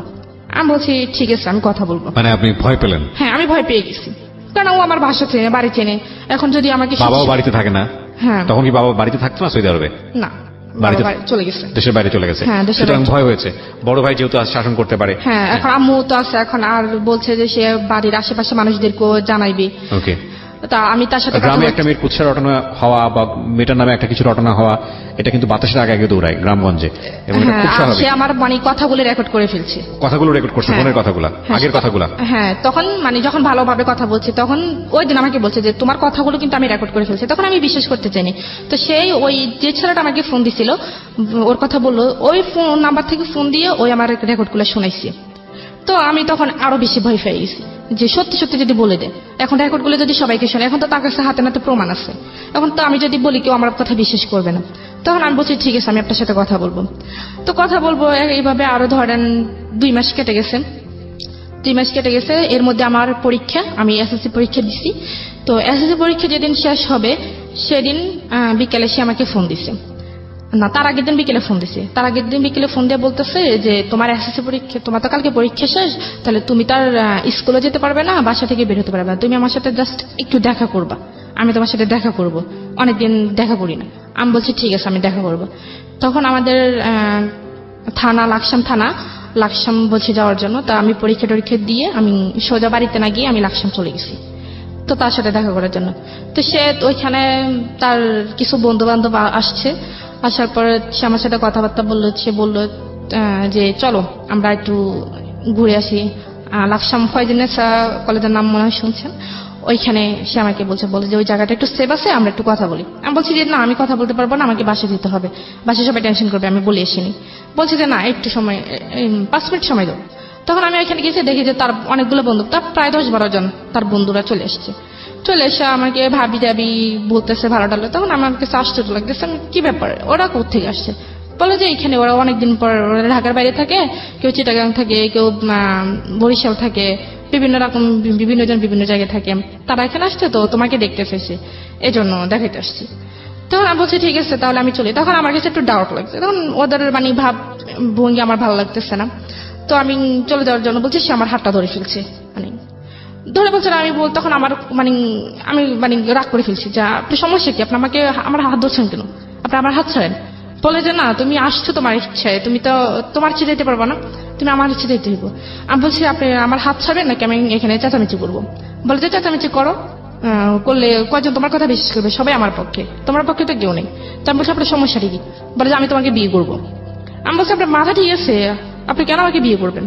আর আমি তো আপনাকে কখনোই ভালোবাসিনি, আপনি জাস্ট আপনি বলছেন আপনার সাথে কথা বলার জন্য, আমি আপনার সাথে কথা বলতেছি, আমি তো বলি না আপনাকে বিয়ে করবো। বলে যে আমাকে বিয়ে করতে হবে, আমি তোমাকে আজ এখনই বিয়ে করবো, সবকিছু রেডি আছে, তুমি শুধু যাবে, গেলে বিয়েটা হয়ে যাবে। আমি বলছি কখনই না, আমি কখনই বিয়ে করতে পারবো না। বলে যে বিয়ে করবা নাকি আমি তোমার কি জানি বাবা মার মুখে চুনকালি মাখবো? আমি বলছি মাখেন, যা করার আপনি করেন, আপনি আমার হাত ছাড়েন। বলে যে না, তুমি এখান থেকে যাইতে পারবে না। তখন সে এক প্রকার আমার সাথে যোগাযোগ করতেছেন, এই বন্ধু বান্ধব সবার সামনে? হ্যাঁ, সবার সামনে সে আমার সাথে জোরাজোরি করতেছে, আমার হাত নিয়ে টানাটানি করতেছে। তার বন্ধুরা তার পক্ষে। আপনার সঙ্গে কেউ ছিল? আমার সাথে কেউ ছিল না, আমি একাই গিয়েছিলাম ওইখানে। তো তখন আমি অনেক ভয় পেয়েছি, তখন আমি খুব কানাকাটি করতেছি। তখন আবার ওই কলেজের মাঠেই মনে করেন বিকেল টাইমে খুবই ফাঁকা ছিল, আর আশেপাশে কোনো লোকজন ছিল না যে আমি কাউকে ডেকে মানে আমার সমস্যার কথা বলবো। তখন তার একটা বন্ধু একটা প্রাইভেট কার নিয়ে এসছে, নিয়ে এসে আমাকে মানে টান মেরেই মানে গাড়ির ভিতরে ঢুকিয়ে ফেলছে। ঢুকে ফেলার পর তখন কি জানি মানে তারপর কি হয়েছে আমি আর জানি না। তখন আমার যখন জ্ঞান আসছে তখন আমি একটা রুমের মধ্যে একটা বাসার মধ্যে ছিলাম, ফ্যামিলি বাসার মধ্যে ছিলাম। তখন আমার চোখে পানি টানে দিচ্ছে, দেওয়ার পর তখন বাড়ি তখন জ্ঞান ফিরছে ঠিকই, কিন্তু আসলে আমি কথা আবারও ফিরছি ঋতুর কাছে। হ্যাঁ, তারপরে আপনি দেখলেন যে কোন একটা জায়গায় আপনি তখনও ঠিক মতো শারীরিকভাবে ওকে না। হ্যাঁ, তো তারপর ওইখানে একটা মহিলাকে দেখলাম। তো উনি আমাকে বললো যে তুমি ঠিক আছো? তো আমি বলছি আমি কোথায়, আমি বাড়ি যাব, আমাকে বাড়িতে নিয়ে যান। তুমি জানো তুমি কার কাছে আসছো? আমি বলছি যে না। আপনি কে? বলে যে তুমি যে ছেলের সাথে আসছো আমি ওই ছেলের আন্টি হই। তা আমি বলছি দেখেন উনি আমাকে জোর করে এখানে আনছে, আমার আসলে কোনো আসার ইচ্ছে ছিল না, আপনি আমাকে যাওয়ার একটু ব্যবস্থা করে দেন। বলে যে না, ওরা তো বিয়ের ব্যবস্থা করতে গেছে, তোমাদের তো নাকি আজকে বিয়ে। আমি বলছি যে না, আমার তো বিয়ে করার ইচ্ছা নেই, দেখেন আমার বিয়ে ঠিক হয়ে গেছে, এখানে আমি আসলে থাকতে পারবো না। আর আপনি বুঝার চেষ্টা করেন, আমি তো ওনার সাথে জাস্ট ফ্রেন্ড হিসেবে কথা বলছি। তো বলে যে না, তুমি মিথ্যা কথা বলো কেন, আমি তো সব শুনছি। তো উনি আমাকে এড়িয়ে যাইতেছে এভাবে। যাওয়ার পরে তো যাই হোক, এখন ও ছেলে আসছে, আসার পর আমি ওই ছেলের পা ধরে ফেলছি, পা ধরে মাপ চাইতেছি রবিউলের। হ্যাঁ, পা ধরে মাপ চাইতেছি যে আমাকে একটু চলে যেতে দেন, আমার জীবনটাকে এভাবে নষ্ট করিয়েন না। তো সে বলতেছে যে আমার মধ্যে কি নেই, আমি তোমার জীবন কেন নষ্ট করবো, আমি তোমাকে বিয়ে করতে চাই, এমন তো না যে তোমাকে নিয়ে টাইম পাস করতেছি বা তোমাকে নিয়ে কোথাও গিয়ে সময় কাটাতেছি, আমি তো তোমাকে বিয়ে করতে চাই। তো আমার মধ্যে কি এমন নেই যে তুমি আমাকে ভালোবাসো না? তখন আমি বলছি যে আপনি নিজের চেহারাটা একটু আনের মধ্যে গিয়ে দেখছেন, আমি বলছি। বলার পর সে আমাকে একটা থাপ্পড় মারছে ওইখানে, অনেক জোরে একটা থাপ্পড় মারছে। থাপ্পড় মারা আমার খুব কানাকাটি করতেছি। কানাকাটি করার পর বলতেছে যে তুই যদি আমাকে বিয়ে না করাস এখানে তুই আমার লাশ দেখবি। আমি বলছি আপনি মরেন, যাই করেন, এটা আপনার ইচ্ছা, আমি আর আপনার কোনো কথায় আমার মন গলবে না। তখন সে কি করছে, একটা তরকারি কাটার যে ছুরিগুলা ওইগুলা এসে তার হাতের মধ্যে একটা করে দিচ্ছে। হ্যাঁ, তো অনেকগুলো রক্ত বাইরেছে। তো বাইরে হওয়ার পর আমার তখন খারাপ লাগছে, তখন আমি দৌড়ে গিয়ে তার হাতটা চেপে ধরছি যাতে রক্ত বাইরে না হয়। তো চেপে ধরার পর তার আন্টিকে আমি ডাক দিচ্ছি, ডাক দেওয়ার পর উনি আইসা ব্যান্ডেজ করে দিচ্ছে। তারপর তো বলে যে ওই ছেলে আমাকে বলে যে এখন তো দেখছো আমি তোমাকে কতটা ভালোবাসি, এখন তুমি কি চাও আমি তোমার জন্য মরে যাই? তখন আমি আসলে এক ধরনের রাজি হয়ে গেছি। আমি বলছি ঠিক আছে আমি রাজি। তো আমি বলছি যে আমি রাজি এক সপ্তাহে, তো আমি বিয়ের পর আমি বাড়িতে চলে যাব। তো সে বলছে যে না, বিয়ের পর তো আমি বাড়িতে যাওয়ার জন্য তো তোমাকে বিয়ে করবো না, আমি বিয়ে করবো তোমাকে আমার কাছে রাখার জন্য। তো যাই হোক, বিয়েটা হয়ে গেছে। 9 লাখ টাকা কাবির নামা ছিল। সে আমাকে বলছে যে কাবির নামা কত টাকা হবে? তখন আমি বলছি যে আপনার ইচ্ছা। তখন আসলে আমার ওই মানসিকতা বিয়ের জন্য যে একটা প্রস্তুত থাকা, আমি আসলে ওইরকম ছিলাম না। তখন আমি বলছি আপনার যত ইচ্ছে তো না, তুমি বলো। আমি বলছি যে ঠিক আছে 10 লাখ টাকা। তো কাজী বলতেছে ঠিক আছে, কেউ কিছু বলা দরকার না, আমি একটা বলে দিই। তো উনি 9,01,01 টাকা বলছেন। আপনার বয়স হয়েছিল বিয়ের? জি না, আমার বয়স তখন আমি ক্লাস এসএসসি পরীক্ষা দিয়েছি, তখন আমার 16 বছর সামথিং, সর্বোচ্চ হলো 15-16 বছর। হ্যাঁ, তখন ছিল। তো তখন আবার আমার কাজী কত বয়স দেখালো? ওইখানে 20 বছর দিছে। 20 বছর দিয়েছে। হ্যাঁ, এরকম বিয়েটা যদি কেউ করায় এবং এটা যদি কোনোভাবে আইনি ঝামেলায় যায় তাহলে ওনারা তো ফাঁসবেনই, কাজী সবার আগে ফাঁসবে আর কি। তো যাই হোক, তো আমাকে ওই তো 9,01,01 টাকায় বলছে। বলার পর তো বিয়েটা হয়ে গেছে। হওয়ার পর সেই যেখানে চাকরি করে ব্রাহ্মণবাড়িয়া, সেখানে আমাকে নিয়ে গেছে ওই দিনই। ট্রেনে চলে গেছি আমরা। যাওয়ার পর ওইখানে একটা রুম নিল। রুম নেওয়ার পর কিছু জিনিসপত্র কিনলো। বাড়ির কথা আপনার মনে পড়েনি? বাড়িতে কি হচ্ছে? না, অবশ্যই পড়ছে। তখন আমি তাকে অনেকবার চেষ্টা করছি, তখন তো আমার কাছে ফোন ছিল না, কারণ আমি সাথে করে ফোন নিয়ে আসিনি। আর তাকে আমি অনেকবার বলছি যে বিয়ে যেহেতু হয়ে গেছে তখন তো বাড়ি থেকে কোনো সমস্যা করবে না, বাড়িতে জানাই। বলে যে না, এখন বাড়িতে জানালে সমস্যা করবে, আমরা আগে একটু সেটেল হই, তারপর বাড়িতে জানাবো। তখন সে যেভাবে বলতেছে সেভাবে, কারণ তার কথা যদি আমি একটু নড়চড় করি, সে আমাকে ছুরি টুরি দিয়ে ভয় দেখায়, তারপর হাত কাট নিয়ে ভয় দেখায়। তখন আমি আসলে অতটা ছিলাম না। তো বাড়িতে কি হয়েছে না হয়েছে সেটা আমি তখন জানি না। তো তখন আমাকে ওইখানে নিয়ে গেছে। নিয়ে যাওয়ার পর সে আমাকে একটা রুম নিল। রুম নেওয়ার পর টুকটাকি যা লাগে আর কি সব নিছে। নেওয়ার পর তো চলতেছি। তখন যাচ্ছি, বাড়িতে কি হয়েছে না হয়েছে সেটা তো আমি জানি না। তখন ওইখানে গেলাম। তো নেওয়ার পর সেই তো সারাদিন চলে গেল। তো আমি রান্না বান্না করলাম। তো সেই কোথায় গেছে আমি জানি না। সারাদিন সে বাসা ছিল না। আগে থেকে নিয়ে ছিল নাকি ওর রুমে গিয়ে উঠলেন?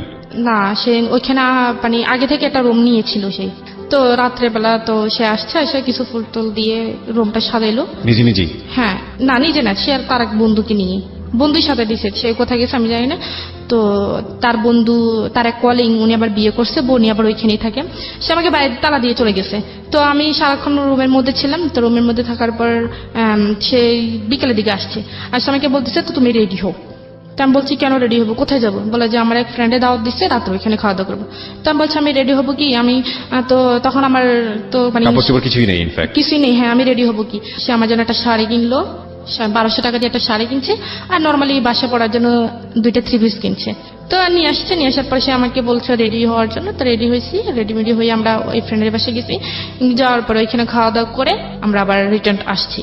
ওই ফ্রেন্ডের বাসায় যখন খাওয়া দাওয়া করতে গেছি, তখন বাসাতে মানে আবার খাওয়া দাওয়া করে যখন আবার বাসা আসছি, তখন দেখি ফুল টুল দিয়ে সাজানো রুমটা। তো তখন সে আমাকে, তখন আমি শুয়ে পড়ছি, কারণ মানে আমার মানে এত টেনশন হইতেছে যে বাড়িতে কি হচ্ছে। তখন আমি এই জিনিসটা টেনশন করতেছি। তখন আমি বারবার তাকে বলতেছি যে বাড়িতে ফোন দেন। সে বলতেছে না, বাড়িতে এখন ফোন দেওয়া যাবে না, বাড়িতে এখন ফোন দিলে তোমাকে সবাই নিয়ে যাবে। আমি যেটা বলতেছি সে এড়িয়ে দিতেছে। তখন রাত যখন হয়েছে তখন আমি শুয়ে গেছি। তো সেই দোকানে গেল, দোকানে গিয়ে আমার জন্য, আমার খুব মাথা ব্যথা করতেছে, আবার পুরো শরীর জার্নি করছি, পুরো শরীর মানে ব্যথা হয়ে গেছে। সে আমার জন্য ব্যথার কিছু ওষুধ নিয়ে আসতে গেছে। তখন আসে দেখে যে মানে আমি, তখন আমার চোখটা একটু বুঝে আসছে। তো আসছে সে যে দরজা খুলছে, আমি টের পাইছি। টের পাওয়ার পর আমি ওই সেভ মতোই শুয়েছি। শোয়ার পর আমি একবার এক পাশে গিয়ে শুয়েছি। তো শোয়ার পরে সে আসছে, আইসে আমাকে উঠাইলো, বলে যে তোমার না শরীরে ব্যথা করতেছে, ওষুধ খাও। তো আমি ওষুধটা খাইছি। খাওয়ার পর কিছুক্ষণ পর ব্যথাটা একটু কমে আসতেছে, এরকম অনুভব হইতেছে। তখন সে আমাকে বললো যে তুমি কি ঘুমাই যাবা? আমি বলছি যে হ্যাঁ, আমি ঘুমিয়ে যাব। তো বলতেছে কেন, আজকে মানুষের জীবনের একটা প্রথম রাত আমাদের, আর এই রাতের জন্য মানুষ হাজার হাজার বছর অপেক্ষা করে, তুমি এই রাতেই ঘুমিয়ে কাটিয়ে দিবে? আমি বলছি আমার কাছে এটা কোনো রাত মত মনে হয় না, আমি আমার ঘুম আসতেছে, আমি ঘুমাবো। বললো যে না, আমার সাথে কথা বলো। আমি বলছি যে আপনার সাথে আমি কথা বলবো কালকে। তার কথা আমি আসলে এক কান দিয়ে নিতেছি, এক কান দিয়ে ফেলে দিচ্ছি। আমার মূল উদ্দেশ্য হচ্ছে আমি যদি কোনো রকম একটু সুযোগ পাই, আমি পালিয়ে যাবো, বাড়িতে গিয়ে তারপর সব ঘটনা বলে দিব। হ্যাঁ, পালিয়ে যাবো। তখন আমার খুব ঘুম আসতেছে। তখন আমি একবার মানে বসা অবস্থা ঘুমিয়ে গেছি। তখন ঘুমিয়ে যাওয়ার পর সে আমাকে মনে হয় শোয়াইছে। তখন আমি আর বলতে পারবো না কি হয়েছে। তখন সকালে সে আমাকে আবার তালা মেরে চলে গেছে, অফিসে চলে গেছে। তো আশেপাশে ফ্ল্যাটে কেউ ছিল না আপনাদের? হ্যাঁ ছিল।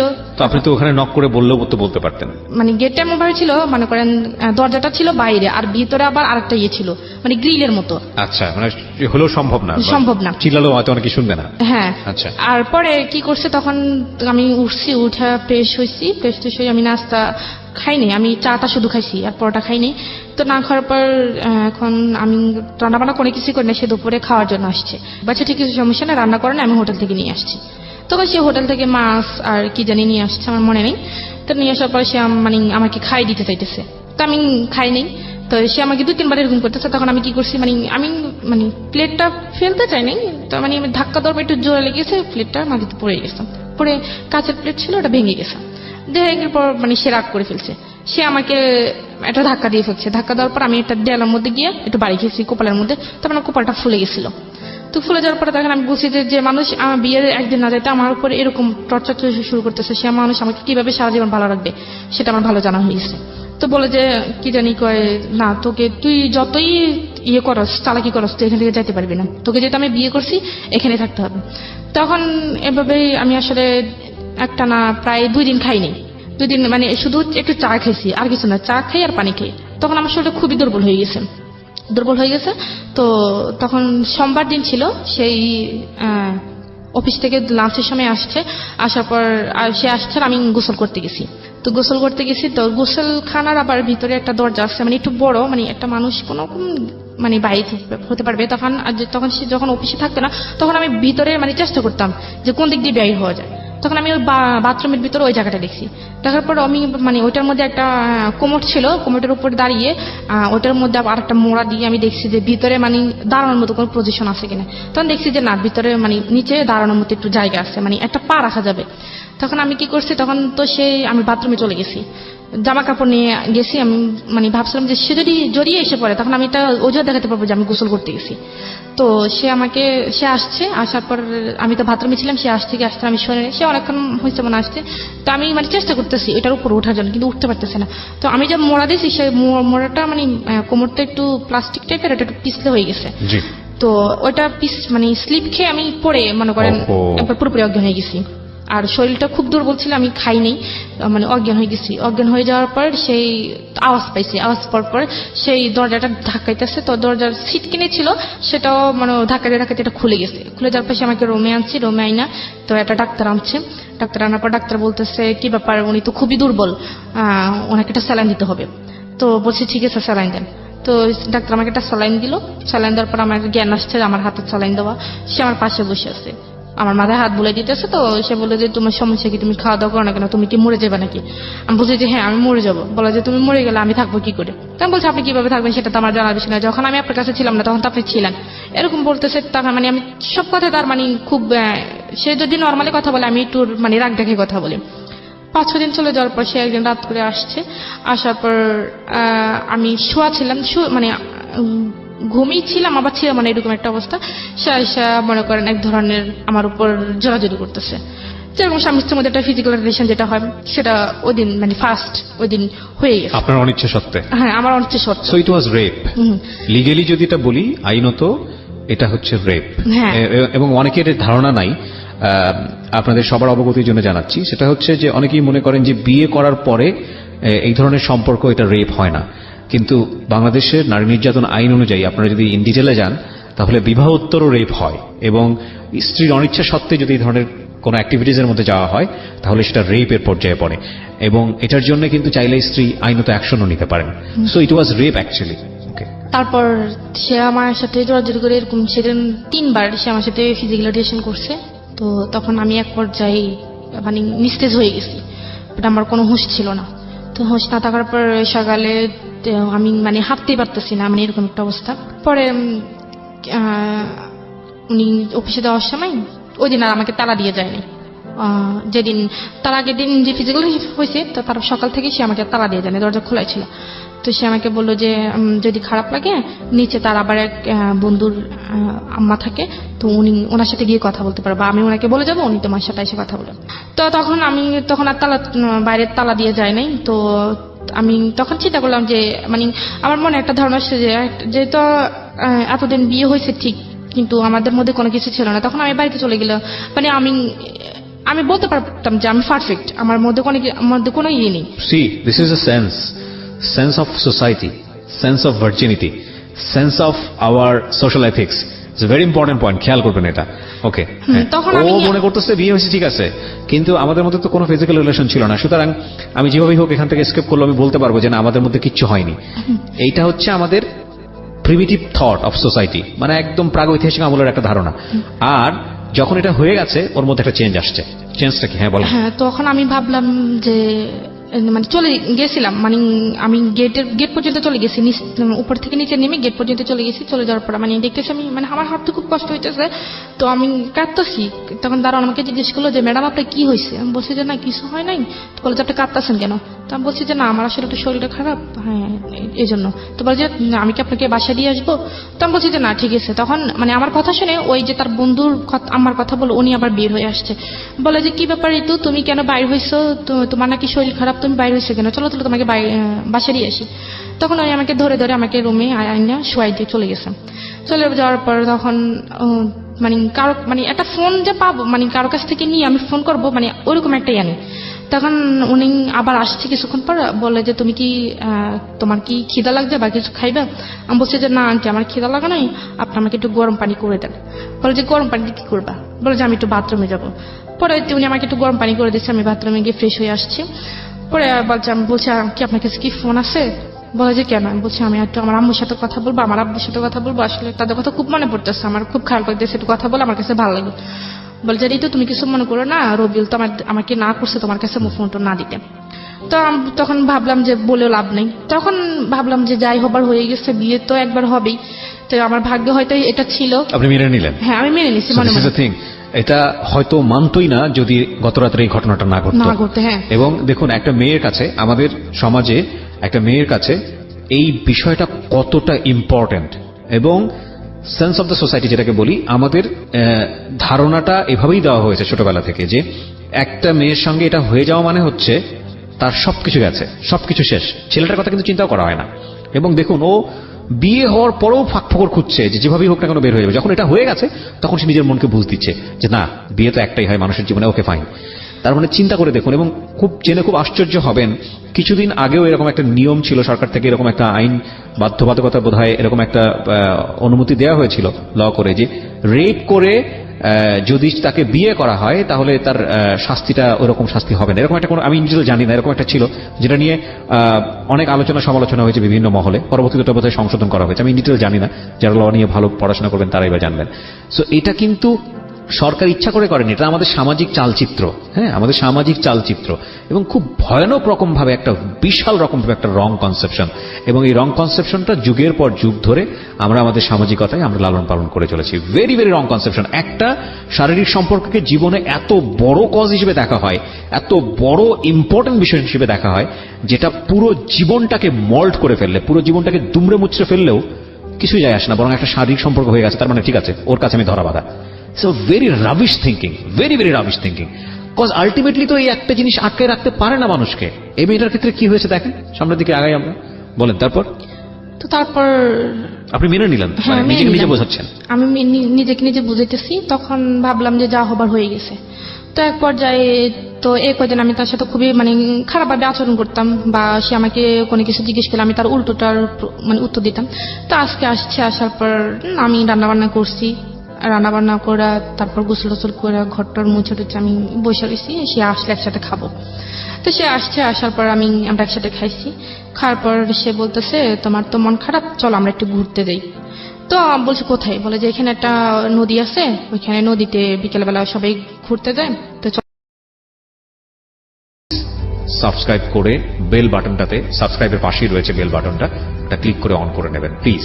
ওকে, হ্যাঁ ঋতু, তারপর কি হলো? তারপর তো আসলো ঘুরতে খাওয়া দাওয়া গেলাম। বললেন, হ্যাঁ ঘুরতে গেলেন। হ্যাঁ, হ্যাঁ, ঘুরতে যাওয়ার পর ওইখানে সবাই মানে তার পরিচিত যারা আছে সবাই জিজ্ঞেস করতেছে, হ্যাঁ কিরে রবিউল এটা কে? তো ও বলতেছে তো তোর ভাবি টাবি পাইছে। তো তখন ওই যে একটু একটু বাইরে যেতাম, বা সবার সাথে একটু, বা মেয়ে যারা ছিল বা আন্টি যারা ছিল তাদের সাথে একটু কথাবার্তা বলতাম, তাদের সাথে একটু ফ্রি হয়ে গেছি। তখন একদিন আমাকে এক আফু, মানে উনি আমার সিনিয়র অনেক, উনি আমাকে একদিন বলে, ঋতু তোমাকে আমি একটা কথা বলবো, তুমি কিছু মনে করবে না তো? বলে যে তুমি আসলে রবিউল তো তোমার হাজবেন্ড, এখন তুমি বললে হয়তো তোমার মন খারাপ হতো। আমি বলছি সমস্যা না, আপনি বলেন। বলে যে দেখো তোমরা একসাথে চলাফেরা করো, আসলে তোমার সাথে আসলে তোমরা দুজনকে একসাথে মানায়, তুমি কোথায় রবিউল কোথায়, মানে ওর নামে বিভিন্ন রকমের কথা বলতেছে। তখন আমার কাছে আসলে খারাপ লাগতো, কেন এই কথা বলবে। তো তখন একটা দিক, যখন আমি ওকে মন থেকে মেনে নিছিলাম যে আমার যেহেতু বিয়েটা হয়ে গেছে, তখন যা হবার আসো হবে, তখন আমি পুরোপুরি ভাবে ওকে মানে ভালোই বাসছি, যে মানে পুরোপুরি ভাবে ওর প্রতি দুর্বল হয়ে গেছি। তো তখন আমি ওকে বললাম যে দেখেন আপনি অফিস থেকে ছুটি নিতে পারবেন? তো বলে যে কেন? আমি বলছি আপনি আগে নেন, তারপর আমি বলতেছি। তাকে আমি 3 মাস বাসে রাখছি। 3 মাস বাসে রাখছি বলতে মানে যাতে কেউ কিছু বলতে না পারে, বা তার স্বাস্থ্যের দিক থেকে, তার মানে ফেসের দিক থেকে, বা তার সব দিক আচ্ছা আচ্ছা, মানে আপনি তাকে তৈরি করতেছেন আপনার ফ্যামিলির জন্য, যাতে করে আপনি তাকে নিয়ে ফ্যামিলিতে ফেস বাইরে করতে মানুষ যেতে এরকম বলতেছে, তারা আমার ফ্যামিলি তো কখনো ওকে মেনে নিবে না। তখন আমি তাকে মানে ডাক্তারের সাথে কথা বলে বিভিন্ন রকমের রুচিকর, যাতে রুচি হয় খাবার, ওষুধ বা পুষ্টিকর যে খাবারগুলো আছে একটা মানুষ বা ভালো মতো হওয়ার জন্য, সবগুলোই আনছি। তো 1 মাস যখন হয়ে গেছে, এখন ও তো চাকরি করে না, এখন 1 মাস একটা মানুষ 1 মাস বসে বসে খেলে কতদিন যায়, আর ওর তো কোনো এক্সট্রা কোনো টাকা নাই। তো আমি কি করছি, ওই যে ঢাকায় থাকাকালীন যে রিয়ার কথা বললাম, তো রিয়ার কাছে আমি ফোন দিলাম। পরে রিয়াকে আমি সব কিছু বলছি, বলার পর আমি বলছি যে দেখ তুই এটা কারোর কাছে বলিস না, এখন আমি একটু সমস্যা আছি, আমার কিছু টাকা লাগবে। তো বলে যে কত টাকা? তা আমি বলছি 10-15 হাজার টাকা হলে হবে। একটা বিকাশ নাম্বার দিয়ে আমাকে 15 হাজার টাকা পাঠাইছে। 15 হাজার টাকা পাঠানোর পর আমি তার জন্য বিভিন্ন রকমের আর বিভিন্ন আইটেমের খাবার, মানে যেগুলি কাজে আসে বা পুষ্টিকর যে খাবারগুলো, সেগুলো নিয়েছে। যেমন তো তাকে 3 মাস পর পুরোপুরি ভাবে হয়ে উঠছে, মানে আমি যেরকমটা চাইছি সেরকমটা হয়ে গেছে। তো 3 মাস পর তখন থেকে মনে করে আমাদের সংসারটা খুবই একটা সুখী সংসার। সেও আমাকে প্রচন্ড ভালোবাসে, আমিও তাকে প্রচন্ড ভালোবাসি। এখন এই ভালোবাসা দিয়ে একটা হ্যাপি ফ্যামিলি আমাদের। তো এর মধ্যে আমি তাকে বললাম যে দেখেন আমার তো বিয়ে কিন্তু 1 বছর চলে গেছে এভাবে। তো চলে যাওয়ার পর আমি বললাম, 1 বছর পর বললাম যে আমি তো এসএসসি পরীক্ষার আমার ভালো একটা রেজাল্ট আসছে, তো আমি ইন্টারে ভর্তি হইতেছি। এই 1 বছরের মধ্যে আপনি কোনো যোগাযোগ করেননি বাড়িতে? না, কোনো যোগাযোগ করিনি। ওর লেখাপড়া কতদূর ছিল? উনি মাস্টার্স কমপ্লিট করছে। ওকে, রবিউল মাস্টার্স কমপ্লিট করা। ওকে, বাচ্চাদের পড়ার জন্য তো অন্তত আমার কিছু জানা দরকার। বলে যে না, সেটা যতটুকু জানা অতটুকুই এনাফ।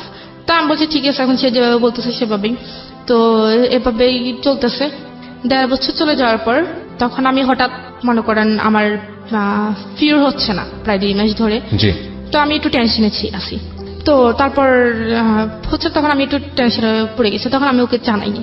তো না জানানোর পর আমি নিজে নিজে একটা ডাক্তার কাছে গেছি। তো বললো যে আপনি তো প্রেগনেন্ট। তো আমি বললাম না, এটা সম্ভব না, আমি এখন এই মুহূর্তে বাচ্চা নিতে চাই না। আচ্ছা। তো বলে যে কেন আপনাদের, বলে যে আপনি কি বাচ্চা আসছে? আর আমি বলছি যে না, আমাদের বাচ্চা নেই, তো এটা প্রথম, তবে আমি এখন বাচ্চা নিতে চাই না। তো বলছে এটা আপনার হাজবেন্ড জানে? তখন ও কিন্তু এটা জানে না। তো আমি বলছি যে হ্যাঁ, এটা ও জানে, ও নিতে চাচ্ছে না। তো আমি বলছি যে তাহলে, তো বলে যে তাহলে এটা যদি রাখতে না চান তাহলে যত তাড়াতাড়ি সম্ভব এটাকে অ্যাবর্শন করতে হবে। বলছে আপনি এড্রেসে চলে যান, ওনারা যা করার করে দিবেন। মানে এটা করার পরে একটু অসুস্থ ছিলাম, পরে এভাবে চলতে ভালোই আছি, ভালোই।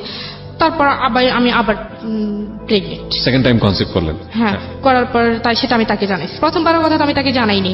দ্বিতীয়বার যখন হয়েছে তখন আমি তাকে জানাইছি। তখন আমার 3 মাস হয়ে গেছে। 3 মাস হয়ে যাওয়ার পর তো বলছে না, আমি তো এখন বাচ্চা চাইতেছি না, কারণ আমি তোমাকে তো এখন আমাদের বাড়িতে নিয়ে যাইনি। এখন যদি বাচ্চা হয়ে যায় তখন মানুষ কি বলবে? আমি এখন বাচ্চা, তুমি যেটা যা করো তাড়াতাড়ি করো। তখন ওই ডাক্তার কাছে আসছি। ডাক্তার কাছে আসছে তো আবার ওই ভাবি আমার বলছে যে একটা হোমিও ডাক্তার আছে, ওইখানে গেলে হোমিও কিছু ওষুধ দিলে ওইটা নাকি হয়ে যায়। যাই হোক, আপনি এটাকে অ্যাবর্শন করেছেন না করেন নাই? না, করিনি। সেকেন্ড টাইমটা কি আপনার বেবি? হ্যাঁ। ওকে, তারপর? হ্যাঁ, তারপর যাই হোক, এটা অনেকবার ইয়ে করছি। তো ট্রাই করছেন অ্যাবর্শন করার জন্য? হ্যাঁ, অনেকবার ট্রাই করছেন কিন্তু হয়নি। মানে এটা করতে গিয়ে আমি নিজেই মরে যেতেছি। তো পরে তারপর যাই হোক এটা হয়ে তখন থেকে সে আমার উপর আমার সাথে খুব খারাপ ব্যবহার করতেছে। তারপর সে আমাকে বিভিন্ন রকমের এক কথা 2 কথা ভালো কথা বলে সে আমার সাথে খারাপ ব্যবহার করে। আর আমার বাপ মা নিয়ে সে আমাকে গালিগালাজ করে। তো করার পর হঠাৎ করে চেঞ্জটা দেখলেন শুধু এই কনসেপ্টটা করার পরেই? হ্যাঁ, কনসেপ্টটা করার পরে চেঞ্জটা দেখি। নেওয়ার পর আমরা যে রুমে থাকতাম, যেখানে থাকতাম সেখান থেকে পানিটা নিয়ে যে আনতে হয় সেটা একটু দূরে, ঠিক আছে? তো আমার বেবি যখন 7 মাসের প্রেগনেন্ট আমি, তখন বালতি ভরে ভরে, অনেক বড় বড় বালতি ভরে ভরে ওইখান থেকে পানি আনতে হয়। তো সেটা আমার জন্য খুবই বিপজ্জনক। সব যে দেখে সে বলে যে তুমি এই কাজ করো কেন? সে আমার কাজ দিয়ে বিভিন্ন রকমের জামা কাপড় বা তার শার্ট প্যান্ট এগুলো ধোয়াইতো, বা এখন যেগুলো আমার জন্য করা উচিত না সেগুলো করাইতো। তো আমি এক রকমের করতাম, সব কাজ করতাম। তো করার পর যখন 8 মাস হয়ে গেছে তখন সে আমাকে বলছে যে পরীক্ষা করাইতে, পরীক্ষা করলে ছেলে হয় না মেয়ে হয় এটা জানার জন্য। তো আমি বলছি তুমি কি হইলে খুশি? বলে তো আমার ছেলে চাই। তখন আমি বললাম যে এটা তো যদি ছেলে না হয়, বলে যে ছেলে না হলে যদি মেয়ে হয়, তাহলে মেয়ে হলে মেয়ের বিয়ের টাকা আমি দিতে পারবো না। তখনই সে মেয়ের বিয়ের প্রসঙ্গে কথা উঠেছে যে যখন বিয়ে দিবে তখন মেয়ের বিয়ের টাকা সে দিতে পারবে না, আমার বাবার বাড়ি থেকে দিতে হবে। আর মেয়ে যদি হয়, মেয়ে সুন্দর হতে হইবে, ফুটফুটে হইতে হইব। মেয়ে যদি কালো হয় তাহলে সে মেয়ে কখনো সে রাখবে না, সে পালক দিয়ে দিবে। ছাগল নাকি? সরি ফর দিস ওয়ার্ড, আমি এই ওয়ার্ডটা অনেকের উচ্চারণ করাটা ঠিক হচ্ছে না, বাট এটাই আমার এক্সপ্রেশন, ভেরি জেনুইনলি ভিতর থেকে যেটা আসছে, এবং এটা কোনো প্রকার এডিট না হয়ে অনেকের জায়গা আমি চাই। ওকে, বলেন। তারপর কি হয়েছে, তো আমি গেলাম, আমার ওই ভাবিকে নিয়ে গেলাম। তো উনি বলছে যে মেয়ে হবে। তো ডেট দেওয়ার পর বলছে যে মেয়ে হবে। তখন যখন ওকে জানাইছে তখন সে আমার উপর খুব রাগ করছে। আমাকে পারে না, মারবে না ধরবে, সে বুঝতে পারতেছে না। তো পরে মাস্টার্স পাস ছিল, রাইট? হ্যাঁ। এটা তোর জানা উচিত, ছেলে মেয়ে হওয়ার ব্যাপারটা তো মেয়েদের উপর নির্ভর করে, সম্পূর্ণ ছেলেদের উপরে। তবে সে আমাকে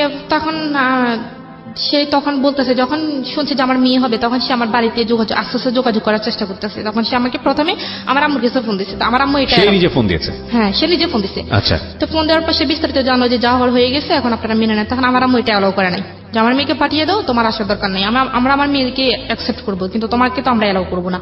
তখন আসে আমার আব্বুকে ফোন দিয়েছে। আমার আব্বুকে ফোন দিয়েছে, আমার আব্বুর কাছে সে খুব কান্নাকাটি করছে, আমিও খুব কান্নাকাটি করছি। করার পর আমার আব্বু বলছে ঠিক আছে, আমি ব্যবস্থা করতেছি।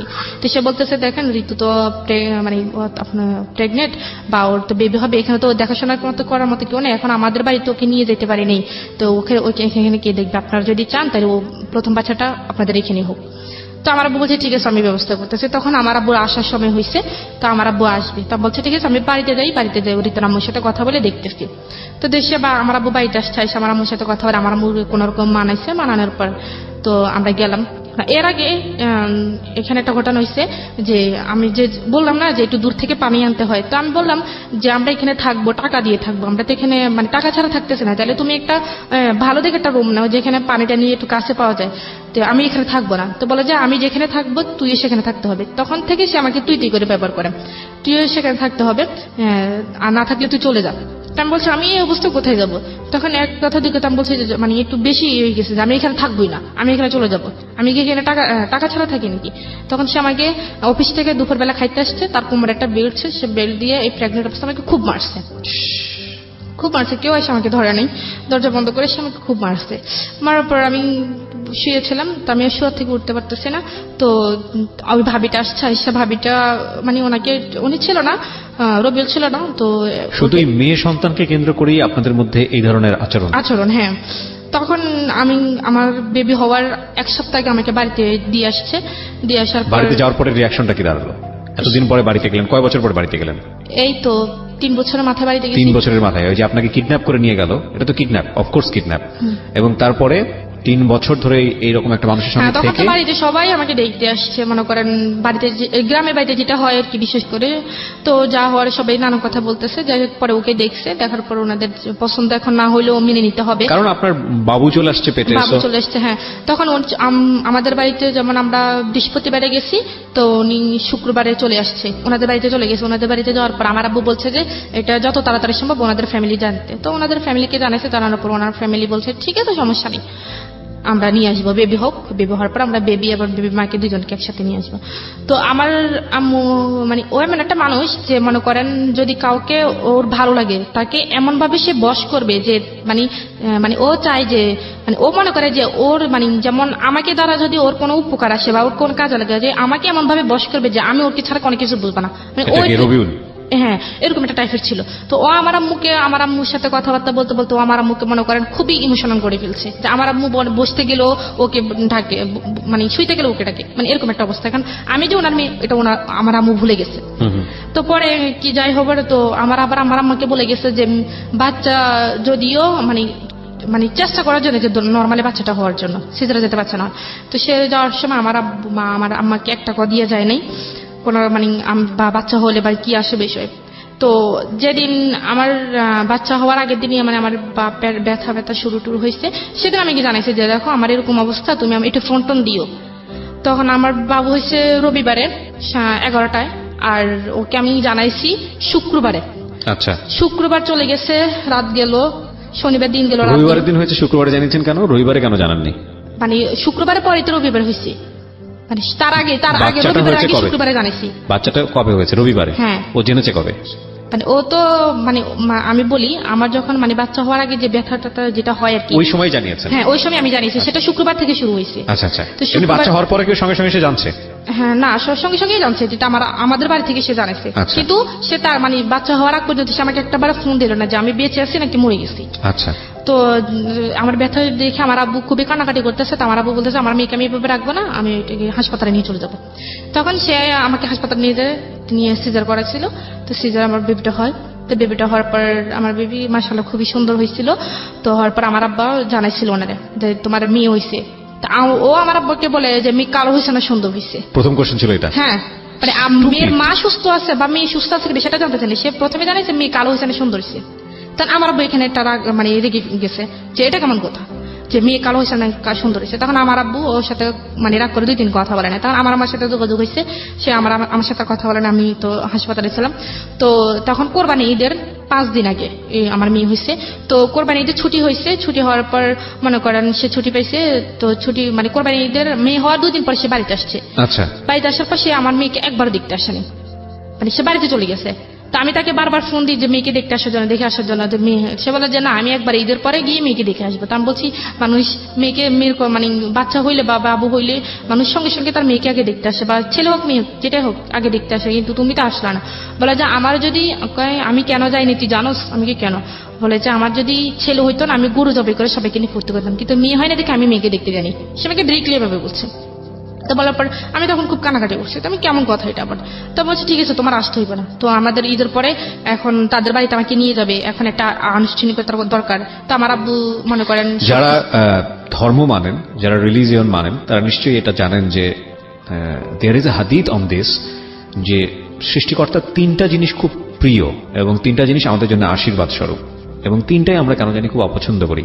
1 নম্বরে হচ্ছে তিনি যাকে খুব পছন্দ করেন তিনি তাকে কন্যা সন্তান দান করেন, আলহামদুলিল্লাহ। সেকেন্ড যেটা, সেটা হচ্ছে তিনি খুশি হলে বৃষ্টি দেন, বৃষ্টিও আমরা অপছন্দ করি, এবং তিনি যদি কারোর উপর খুশি হন তো সেই বাড়িতে তিনি মেহমান পাঠান। এটা একটা হাদিস। এবং দুর্ভাগ্যজনক ভাবে হলেও সত্য, আমরা মেয়ে সন্তান হলে অখুশি হই। সবাই হন না অফকোর্স, কেউ কেউ শুধু মেয়ে সন্তানই চান, এরকম বাবাও আছেন দুনিয়াতে, এরকম পরিবারও আছেন, কিন্তু বেশিরভাগের সিনারিওটাই বোধহয় এরকম কষ্টকর। শুধু এটা তো কিছুই না, এরকম হয় যে সন্তান হয়েছে মেয়ে, তাকে ছুঁড়ে ফেলা হয়েছে। এই যুগেও আমরা বসবাস করি। ইনফ্যাক্ট আমরা গল্পটা একটু সামনের দিকে আগায় নিতে চাই। হ্যাঁ বলেন, তারপর? তো তারপর মানে এখন আমি তাদের বাড়িতে প্রথম যাব। এখন আমার বাবা চাইতেছে যে আমার যেহেতু প্রথম মেয়ে, আমাদের বাড়ির প্রথম মেয়ে, তার যেহেতু বিয়েটা ওইভাবে হয় নাই, আমরা একটু ছোটখাটো একটা আনুষ্ঠানিক করি। তখন তো ওর ফ্যামিলি থেকে বলছে ঠিক আছে, হ্যাঁ সমস্যা নেই। তো ওর যে মানে প্রথম যে আমাদের বাড়িতে আসছে মেয়ে দেখার জন্য, আমার মেয়েকে দেখার জন্য, তো সেখানে আমার মানে দাদিরা ছিল বা নানুরা ছিল। তো বলছে যে মানে মেয়েকে যখন কোলে নিছিল তখন বলছে যে মানে দাদিরা বলতেছে যে মেয়েকে কোলে নেওয়ার আগে মেয়ের হাতে কিছু দিতে হয়। তখন সে বলতেছে আমার কাছে তো কিছু নাই। সে সবার সামনে বলতেছে। আমি বলছি তোমার কাছে 10 টাকাও নাই? বলে যে না, আমার কাছে 10 টাকাও নেই। তখন আমি তাকে ইশারায় তার পকেটের মধ্যে 1000 টাকার একটা নোট দিয়ে দিছি। তো বলছে ঠিক আছে, এটা তুমি মেয়ের হাতে দাও। তো সে মেয়ের হাতে দিচ্ছে। দেওয়ার পর তো খাওয়া দাওয়া করে সেই টাকাটা নিয়ে বাবা হয়ে কিছু দিতে হয়? হ্যাঁ, আচ্ছা, এটা আমাদের মানে দাদিরা বলে। আপনাদের কাস্টম সেটা, আপনাদের নিয়ম এটা? হ্যাঁ, যে বাবা মানে প্রথম বছর মুখ দেখার জন্য একটু কিছু দিয়ে দেখতে হয়। আচ্ছা আচ্ছা। তো তখন সে বলছে যে আমার কাছে তো টাকা নেই। তো আমি বলছি তোমার কাছে 10 টাকা নেই? বলে যে না, আমার কাছে তো টাকা নাই, আমি খরচ করে ফেলছি। তো আমি বলছি ঠিক আছে। তো আমি তার পকেটে 1000 টাকার একটা নোট দিয়ে দিই। তো আমি সেটা সে মেয়ের হাতে দেয়। সে খাওয়া দাওয়া করার পর মেয়ের মানে যাওয়ার সময় সে মেয়ের হাত থেকে টাকাটা নিয়ে চলে গেছে। আমি তো সেটা জানি না। তখন আমি যখন তার সন্ধ্যের সময় মানে দেখতেছি যে ওর হাতে টাকা নেই, তখন আমি আমার মাকে জিজ্ঞেস করছি যে আম্মা ওর হাতে টাকাটা কোথায়? বলছে আমি কি জানি, তো ওর আব্বুর কাছে ছিল মেয়ে, কে নিছে? তখন আমি ওরা ফোন করছি, কি ব্যাপার মেয়ের হাতে টাকা কই? বলে আমি নিয়ে আসছি, আমার হাত খরচের টাকা নেই। তো পরে যাই হোক, আমি হাসবো না কাঁদবো আমি ঠিক বুঝতে পারছি না। Such a stupid you are. আমি জানি না এগুলো কতটুকু সত্যি, but if you really like this kind of husband, you don't have any potentiality to be a husband. Believe me. বাপ হওয়ার তো যোগ্যতাই নাই, এ ব্যাপারে কোনো সন্দেহই নাই। হ্যাঁ বলেন। পরে তো ওদের বাড়িতে যাওয়ার জন্য আনুষ্ঠানিকতা দরকার। এখন আমার আব্বু বলতেছে যে এখন মানে আমাকে কিছু দিবি, এখন ওনাদের কোনো কিছু চাহিদা আছে কিনা। তো যখন সে আমাকে বিয়ে করার কথা বলছে তখন আমি তাকে বলছি যে আমাকে বিয়ে করতে হলে শ্বশুর বাড়িও পাইবা না, কিন্তু শ্বশুর বাড়ির কোনো কিছু আশা করতে পারবা না। তখন সে আমাকে বলছে একটা কথা যে আমি তোমাকে চাইছি, তোমাকে পাইছি, আমার আর কিছু লাগবে না। ইনফ্যাক্ট যে সিচুয়েশনে ছিল সেই সিচুয়েশনে সে এটাই বলল। হ্যাঁ, এছাড়া কোনো ইয়েও নাই। হ্যাঁ, তখন সে এখন যেহেতু আমার আব্বা যেহেতু এখন একটা আনুষ্ঠানিকতা ইয়ে করতেছে, তখন সে অনেক কিছু চেয়ে বসছে। রাইট। এবং আমি জানতাম যে ঘটনাটা কোন দিকে যাবে।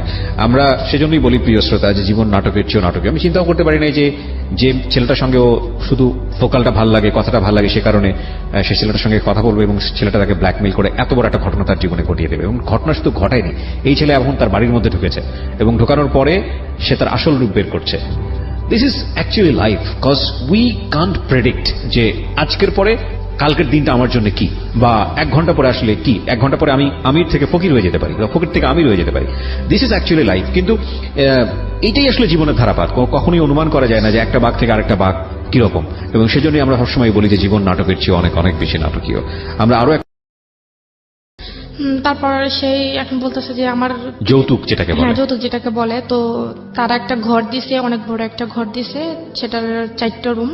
তো তাদের রুমে করে গেছে না, এখন মানে বলতে তাদেরকে 1 ঘরের ফার্নিচার দিতে হবে, 1 ঘরের ফার্নিচার দিতে হবে। তো আমার আব্বু সেটার মানে রাজি ছিল, যে তো ওরা প্রথম মেয়ে, তো যা চাইবে তাই দিবে।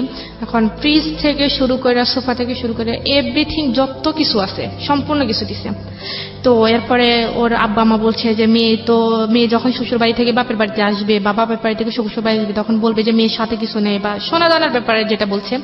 তো আমার বাবা কি করছে, আমাকে প্রায় 5.5 ভরি স্বর্ণ দিছে, 1 ভরি ফার্নিচার দিচ্ছে, আবার 7.5 ভরি স্বর্ণ দিচ্ছে। এবার ওদের পক্ষ থেকে মনে করে। আচ্ছা, এই পুরুষগুলোর কি লজ্জা করে না? আমাকে একটা কথা বলেন তো, আপনারা তো আল্লাহ হাত দিছে, দুইটা পা দিছে, যেই ভদ্রমহিলাকে আপনি এত জোর জবরদস্তি করে ব্ল্যাকমেইল করে চোখে মলম মেখে নিয়ে গেলেন, 2-3 বছর কোথাও আসতে দিলেন না, বাবু আসতেছে আপনার, এবং যেখানে ছেলে হবে না মেয়ে হবে আল্লাহ আপনার উপরে সেটা নির্ধারণ করার বিষয় দিয়ে দিয়েছেন, এবং সেটা সম্পূর্ণই ছেলেদের শরীরগত বিষয়, ক্রোমোজোমের যে বিষয়টা থাকে সবাই জানে আজকাল XYXX।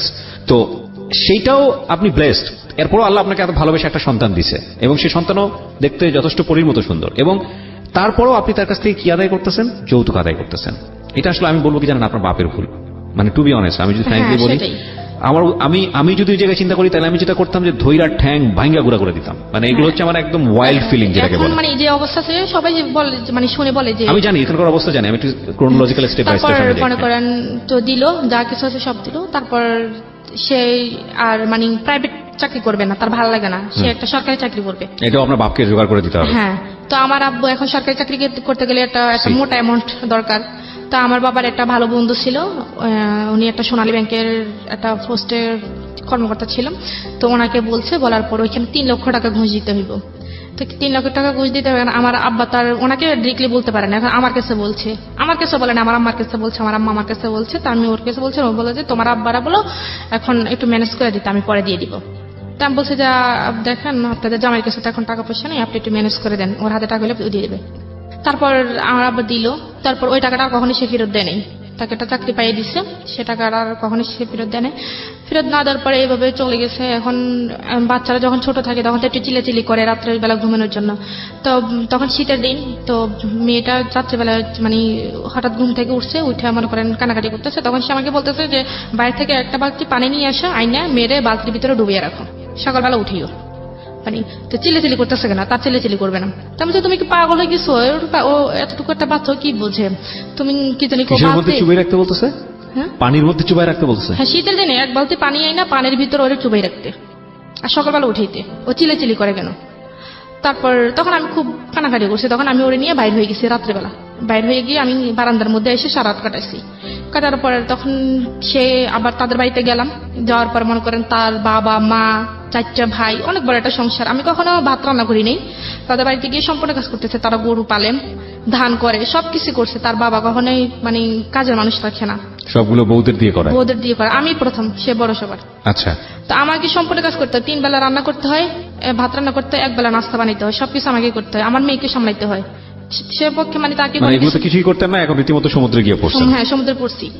তো যাই হোক কানাকাটি করতাম। তখন আমি মানে কাউকে কোনো কিছু বলতে পারতাম না। এখন কাউকে কোনো কিছু বলতে গেলে বলবে যে তোমার পছন্দ মতো করছে। আসলে পছন্দটা কি আমার ছিল না, ঘটনাটা অন্য কিছু ছিল। এটা তো আসলে এখন কেউ বললে বিশ্বাস করবে না।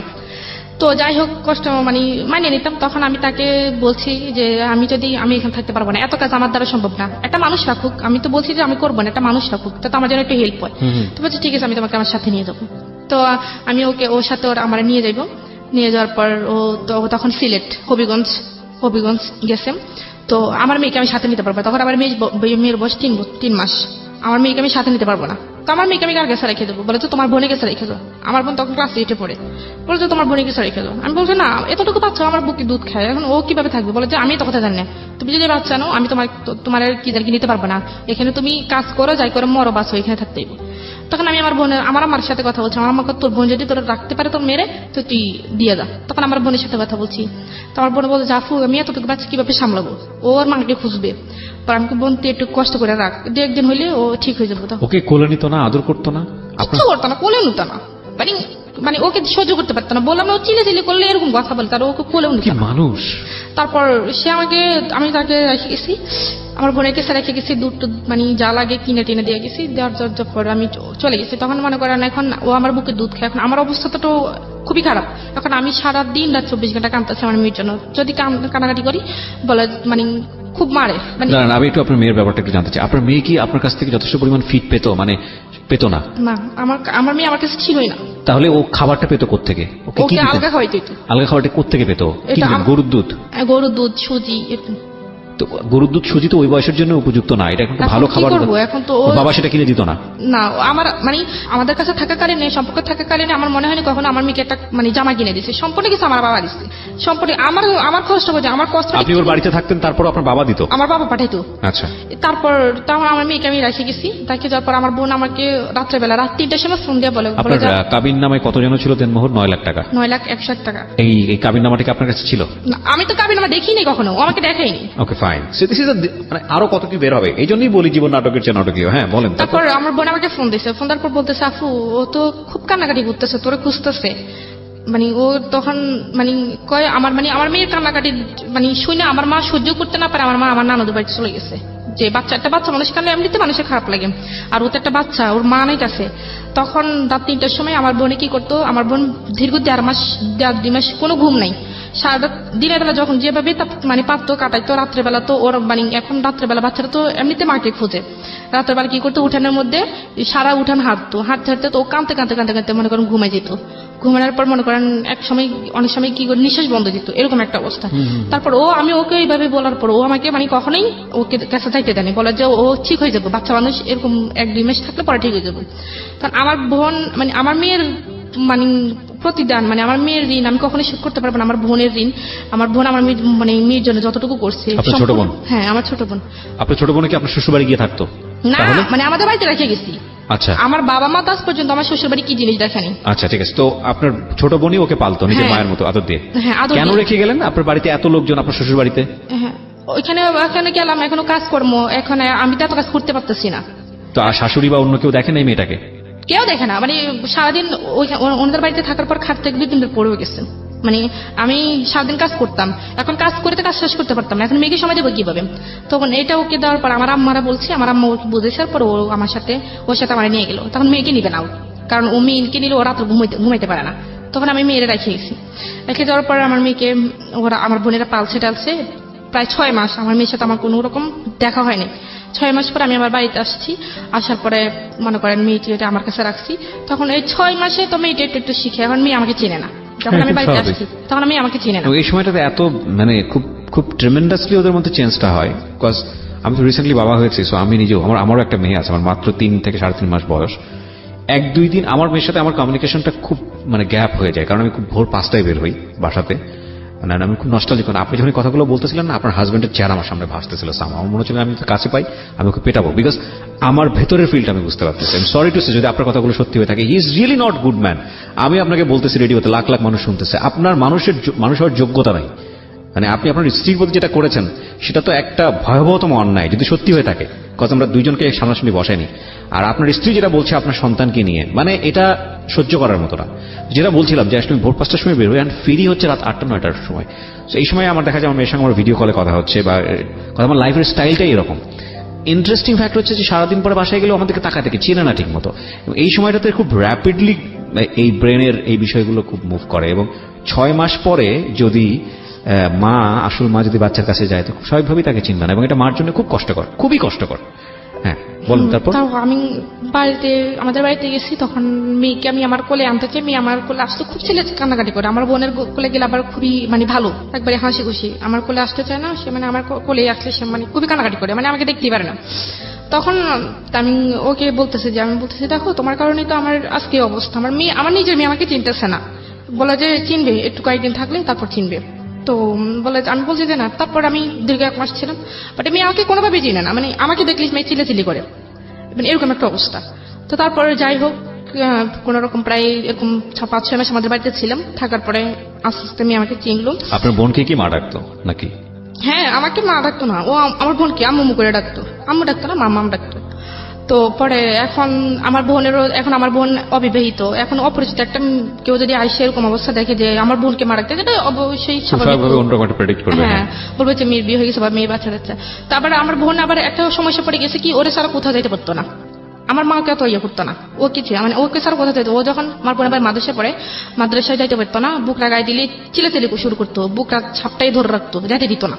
তো এরকম একটা অবস্থা। এখন আমি চলে গেছি বাড়িতে, চলে যাওয়ার পর আমি আমার কাছে রাখতে রাখতে আমাকে একটু চিনছে, চেনার পরে সেই মনে করেন এখন কোরবান আসছে, সামনে কোরবান। এখন যে মানে আমরা যেহেতু এখন শ্বশুর বাড়িতে চলে গেছি, এখন তো শ্বশুর বাড়িতে আমাদের গ্রামের নিয়ম হচ্ছে মনে করেন কোরবানে রমজানের সময় শ্বশুর বাড়ি সবাইকে জামা কাপড় দিতে হয়, তারপর সেমাই চিনি বা যেটা লাগে দিতে হয়, আবার কোরবানের সময় একটা যার সামর্থ্য যতটুকু একটা ছাগল দিতে হয়, বা যার সামর্থ্য বেশি সে একটা গরু দিতে হয়, তার সাথে সব রকমের মশলা 5 কেজি মানে 5 কেজি তেল, মানে এরকম যাবতীয় সবকিছু দিতে হয়। তো এখন কোরবান আসতে আরো 15 দিন বাকি।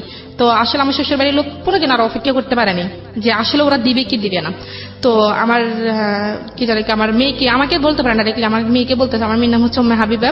তো বলতেছে হাবিবা তোর নানুদের মনে এবছর টাকা পয়সা নাই, তো নানুরা মনে এবছর তো দাদুদেরকে কিছু দিতে পারবে না। এটা কি নিয়ম নাকি? হ্যাঁ, এটা আমাদের এদিকে নিয়ম, কালচার। মানে নানুর বাড়ি থেকে দাদুর বাড়িতে আসতে হবে। হ্যাঁ, কেন দাদুর বাড়ি থেকে নানুর বাড়িতে যেতে পারে না? না না, যত সব বোগাস নিয়ম। হ্যাঁ। পরে পরে যাই হোক, এখন এখন আমি আমার আম্মাকে বলছি, তো আমার আম্মা বলতেছে ওনারা বুঝে একটু অপেক্ষাও করতে পারে না। তখন আমার আম্মা এই সমাজটাও না মানে কেমন জানি, মানে মেয়ে জন্ম দিয়ে ও রীতিমতো পাপ করে ফেলেছে, মানে প্রত্যেকটা অ্যাঙ্গেলে বৈষম্য, সবকিছু মেয়ের বাড়ি থেকেই যেতে হবে। স্টুপিড। হ্যাঁ, তারপর আমার আম্মা তারপরের দিনই আমার কাকাকে দিয়ে, তখন আপু ছিল না, তখন আমার কাকাকে দিয়ে সবকিছু কিনে কাটা করে পাঠিয়ে দিছে। পাঠিয়ে দেওয়ার পর তো এখন কোরবানি ঈদে, এখন একটা বিয়ের অনুষ্ঠানে মানুষ এত মানুষ জানো, কোরবানি ঈদে মানে আমার শ্বশুর বাড়িতে দাওয়াত দিছে।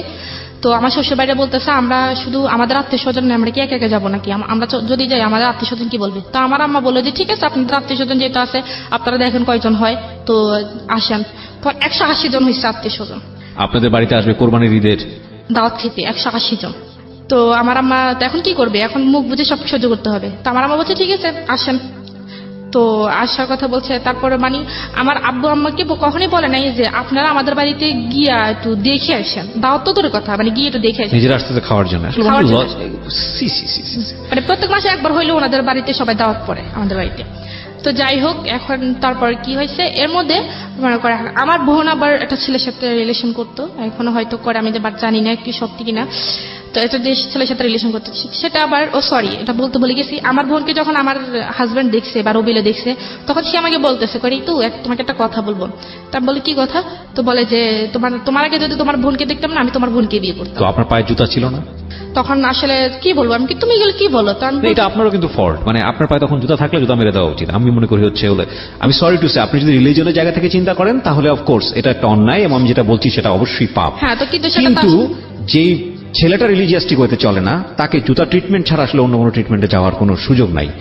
মানে আমি আসলে আজকে প্রেজেন্টের বাইরে চলে যাচ্ছি, সরি ফর দিস। আমি ভবিষ্যতে আরো কি বলবো আমি জানি না, কারণ আপনার গল্পটা যেদিকে যাবে আই এম রিয়েলি মানে আউট অফ মাইন্ড অ্যাকচুয়ালি। তারপর সে মনে করেন এখন একজন হাজবেন্ড কার জন্য সাজে, তার ওয়াইফের জন্যই তো, বা একজন ওয়াইফ তার কার জন্য সাজে, হাজবেন্ডের জন্য, হাজবেন্ডের জন্য। সে যখন কোনো শার্ট পরে বা কোনো প্যান্ট পরে বা একটু হাইটই হয়ে বা একটু বাইরে হতো, তখন আমাকে মানে বলে ঋতু দেখো তো আমাকে ভালো লাগতেছে, বাইরে গেলে মেয়েরা আমাকে পছন্দ করবে, আমাকে ডিরেক্টলি এরকম এই লোকরে আপনি 3 মাস বাসায় থেকে পুষ্টি ইনজেকশন দিয়েছেন। হ্যাঁ, পরে আমি বললাম যে হ্যাঁ ভালোই তো লাগবে, তখন মানে কান্নাকাটি করতাম, কি বলবো। আর তখন একদিন মানে সে তখন বিভিন্ন মেয়েদের সাথে কথা বলা শুরু করে দেয়। আচ্ছা। হ্যাঁ, তখন সে বিভিন্ন ভঙ্গিতে মেয়েদের দিকে তাকায়। তো আমাদের বাড়িতে আমার চাচাতো বোন আছে, জ্যাঠাতো বোন আছে, তাদের সাথে বিভিন্ন রকমের। তো তারা আমাকে বলে যে আফু দুলাভাই এমন কেন, এরকম করে কেন। আমি বলছি থাক তোরা একটু দূরে থাকিস, তোরা কিছু বলিস না। তো সে আমাকে এরকম করে বলে যে তো একবার সে তার বন্ধুর বিয়ে, তো আমাদেরকে দাওয়াত দিচ্ছে, তখন আমি শাড়িটাই পরে বিয়েতে যেতেছে, বিয়েতে যাবে যায়। তো তার বন্ধুরা সবাই আসছে, আমরা একসাথে যাবো। তার এক বন্ধু বলতেছে ভাবি আপনাকে খুব সুন্দর লাগতেছে। আমাকে এই কথা কেন বলছে, সে আমাকে আর নিলই না ওইখানে। তো আমাকে সে বলে যে তোমাকে আর লোকে কেন সুন্দর বলবে। তা আমি বলছি তো তুমি যে নিজে শার্ট প্যান্ট পরে নিজে আমাকে বলে যে মেয়েরা তোমাকে লাইক করবে কিনা, তখন আমার কিছু খারাপ লাগে না? তখন আমি 100 বার বলতে পারবো আমি ছেলে, সেজন্য তুমি বলবা নাকি? সে আমাকে এরকম করে বলে। ঠিক আছে আমি আর বলবো না। আপনি ছেলে না, আপনি যদি এটা হয়ে থাকে ইনফ্যাক্ট। তো তারপরে কি হয়েছে, সে একবার তো আমার বোন একটা ছেলের সাথে রিলেশন করতো, সেই আমার বোনের রিলেশনটা আমি মানতে পারতেছে না, কারণ আমার বোন যে ছেলের সাথে রিলেশন করতো সে একটু আরো একটু হাই কোয়ালিটি, মানে সে মনে করেন বিদেশে থেকে পড়াশোনা করেন, তো সে আর একটা হাই কোয়ালিটি, মানে সে চাইতেছে না যে আমার বোন আরো মানে তার চেয়ে একটু উপর লেভেলের একটা ছেলেকে মানে পছন্দ করুক বা সেটা কেউ মেনে নিক, বা এরকম উপর লেভেলের কোন ছেলে আমাদের বাড়ির জামাই। হ্যাঁ, তো তারপর আমার বোন যে ছেলের সাথে সম্পর্ক করতো, সে ছেলে কি নাম্বারটা কিভাবে পাইছে, পাইয়া সে ছেলের সাথে আমার বোন আমার হাজবেন্ডে বলছে যে আপনি যে মেয়ের সাথে কথা বলেন আপনি জানেন তার বিয়ে হয়েছে, তার একটা বাচ্চা আছে, আমার মেয়েকে দেখাই দিতেছে। তখন বলছে সে বিশ্বাস করে না, তো বলছে ঠিক আছে আমি প্রমাণ চাই। তখন সেই কি করছে, দেখাইছে, আনসার তো আমার মেয়েকে ওই ছেলের সামনে নিয়ে গেছে, নিয়ে আমার রবিআলো বলতেছে যে হাবিবা তোমার আম্মুর নাম কি, তোমার আঙ্কেলের কাছে বলো। তো সে আমার বোনের নাম বলে দিছে, কারণ আমার বোনকে সে চিনে। আমার বোন নাম বলেছে যে আমার আম্মুর নাম এইটা। তো বলে দিয়েছে, এখন সে তো বিশ্বাসই করবে, যে বলে যে এখন সেই মানে আমার বোনের হাজবেন্ড হচ্ছে সেই, আমি কেউ না। মানে ওই ছেলের সাথে সে এরকম ভাবে বলতেছে যে আমি তার হাজবেন্ড, আমি তার, সে আমাদের মেয়ে। Very nasty story. আমরা একটা বিরতি নেব প্রিয় শ্রোতা, ছোট্ট একটা বিরতি, মাত্র মিনিট 2-এর। আমরা রাত 1টার পরে এই গল্পটা আজকে কন্টিনিউ করছি, because this is a very very important story. একটা মেসেজ মনে রাখবেন যে বৈবাহিক সম্পর্কটা অনেক বড় একটা সম্পর্ক। বিয়ের ব্যাপারটা সিদ্ধান্ত নেবার আগে যত বছরই প্রেম করেন না কেন, যাই কিছু হোক না কেন, আমি সবসময় এই ধরনের গল্পে একটা কথা বলেছি, এটা আমি জাস্ট গল্পের এক্সপিরিয়েন্সের জায়গা থেকে বলি। I am not a guru, I am not a advisor. আমি যেটা বুঝি, মানে এত গল্প শোনার পরে আমার যেটা মনে হয় যে বিয়ের সম্পর্কে শুধু লাভ এনাফ না, বিয়ের সম্পর্কে শুধু দুইটা পরিবারের অবস্থা এনাফ না, বিয়ের সম্পর্কে অবশ্যই দুটো মানুষ দুটো মানুষের জায়গাটা থেকে কতটা যৌক্তিক, দুটো পরিবারের জায়গা থেকে কতটা রেশনাল, এবং প্রত্যেকটা জিনিস খুঁটিয়ে খুঁটিয়ে খুঁটিয়ে খুঁটিয়ে দেখা, এটা খুবই ইম্পর্টেন্ট। নইলে শুধু ইমোশন দিয়ে বিয়ে করলে, শুধু লাভ নিয়ে বিয়ে করলে, আমি বলছি না যে এক্সেপশন নাই, but exception is not example, exception is not the reality, হ্যাঁ, is not the scenario of the society. বেশিরভাগ সময় ইমোশনটা একটা স্টেজে গিয়ে ধ্বংস হয়ে যায়, এবং তারপরে শুরু হয় জীবনের সবচেয়ে ভয়াবহতম অধ্যায়। সেই অধ্যায় কি হলো? তারপর ওই ছেলে তো বিশেষ করে ফেলছে। এখন ওই ছেলে আমার বোনের সাথে মনে করেন সম্পর্কে একটা বিচ্ছিন্ন অবস্থায়। তখন আমার বোন আমাকে, মানে ও কি বয়ফ্রেন্ড ছিল আপনার বোনের? হ্যাঁ, আমার বোনের বয়ফ্রেন্ড ছিল। চিন্তা করুন অবস্থা। তারপর আমার বোন আমার কাছে বলে যে আফু এরকম দুলাভাই এটা কি করলো। তখন আমি বললাম যে ঠিক আছে, তুই ছেলের নাম্বারটা আমাকে দে, আমি সব বলতেছি। তখন আমি এই ছেলেকে মনে করো ছেলেকে স্যার ক্ষমাটা চাইছি। তখন আমি বললাম যে উনি এরকমই, আপনি ওনার কথা বিশ্বাস করেন না। তারপর সেই আমার বোনের সম্পর্কটা কোনোভাবে টিকতে দিবে না। সে কি করছে মনে করেন, আমার বোনের যে ইমো আইডি ইউজ করতো, তো সেই ইমো আইডি সে হ্যাক করে ফেলছে। এখন আমার বোনের কাছে মেসেজ করবে, সে সবকিছু দেখে। তো আমার বোন হয়তো ওই ছেলের সাথে কিছু সিক্রেট কথা বলছে, সেইগুলো দেখছে, কিছু ফ্রিক ফাটাইছে, সেগুলো দেখে ফেলছে। দেখে ফেলার ফলে সে আমার বোনকে ব্যাকলিং করতেছে যে তুমি এটা কি করতেছো, আমি তোমার আব্বু আমাকে সবকিছু বলে দেবো। তখন আমার বোন একটু ভয় পেয়ে গেছে, বলে যা ওই ছেলের কাছে নামে আমি তোমার মামলা দেবো, যে নারী নির্যাতনের মামলা। কারণ তোমাদের যে মেসেজ তুমি পাঠাইছো এগুলো দেখে আমি দেখাই মামলা দিব, তোমার আব্বুর কাছে বলতেছি, তোমার আম্মার কাছে বলতেছি। তো আমার বোন ভয় পেয়ে গেছে। আর আমার বলছে, বলার পর আমি সাথে সাথে আমার শ্বশুর বাড়ি থেকে আমার বাপের বাড়িতে চলে আসছি। আসার পর আসার পর আমি বলতেছি তুমি এসব কি করতেছো, তোমার বোন একটা অন্যায় কাজ করতেছে, এটা আমি বাধা দিতেছি, এটা তো আমি খারাপ কিছু করতেছি না। তখন কি করছে, সে আমার সবার সামনে এই মেসেজ গুলা দেখাচ্ছে, সেগুলো আসলে দেখার প্রয়োজন পড়ে না। তারপর দেখেছে, তখন ওর কারণে আমার বোনকে আমার মেজো জ্যাঠা খুব মারছে এই মেসেজগুলো দেখে। মানে এখন ওনারা জানি গেছে একটা ছেলের সাথে রিলেশন আছে, এখন এগুলো দেখে ছেলের সাথে রিলেশন কেন, এগুলো দেখে খুব মারছে। এটা তো আরো খুব সুন্দর করে ওয়াইজলি এটাকে সমাধান করা যেতে পারতো। নিজের ঘরের খবর চারদিকে জানা দেওয়ার কোনো মানে তো নাই, মানে হতো না। তো তারপর কি করছে, তারপরে সে থামে নাই। সে বলতেছে তুমি যদি আমার কথা না শোনো, তাহলে আমি কিন্তু ওই ছেলের নামে মামলা করে দিব। এমনকি আমি সবকিছু কথা বলি। এই অধিকারটা খাটাই কিভাবে আমি তো বুঝলাম না। মানে এটা আমার বোনের সাথে হয়েছে। এখন আমার বোন আসলে ওই ছেলেকে হয়তো প্রচন্ড ভালোবাসে, সেই জন্য আসলে ও ক্ষতি চায় না, সেজন্য বলছে ঠিক আছে আপনি কি বলেন। আমার বোন ওকে অফার করছে যে ওর সাথে ফিজিক্যাল রিলেশন করবে। দাঁড়ান 1 মিনিট, কাকে অফার করছে? আমার বোনকে। কি অফার করছে? ও আমার হাজবেন্ড।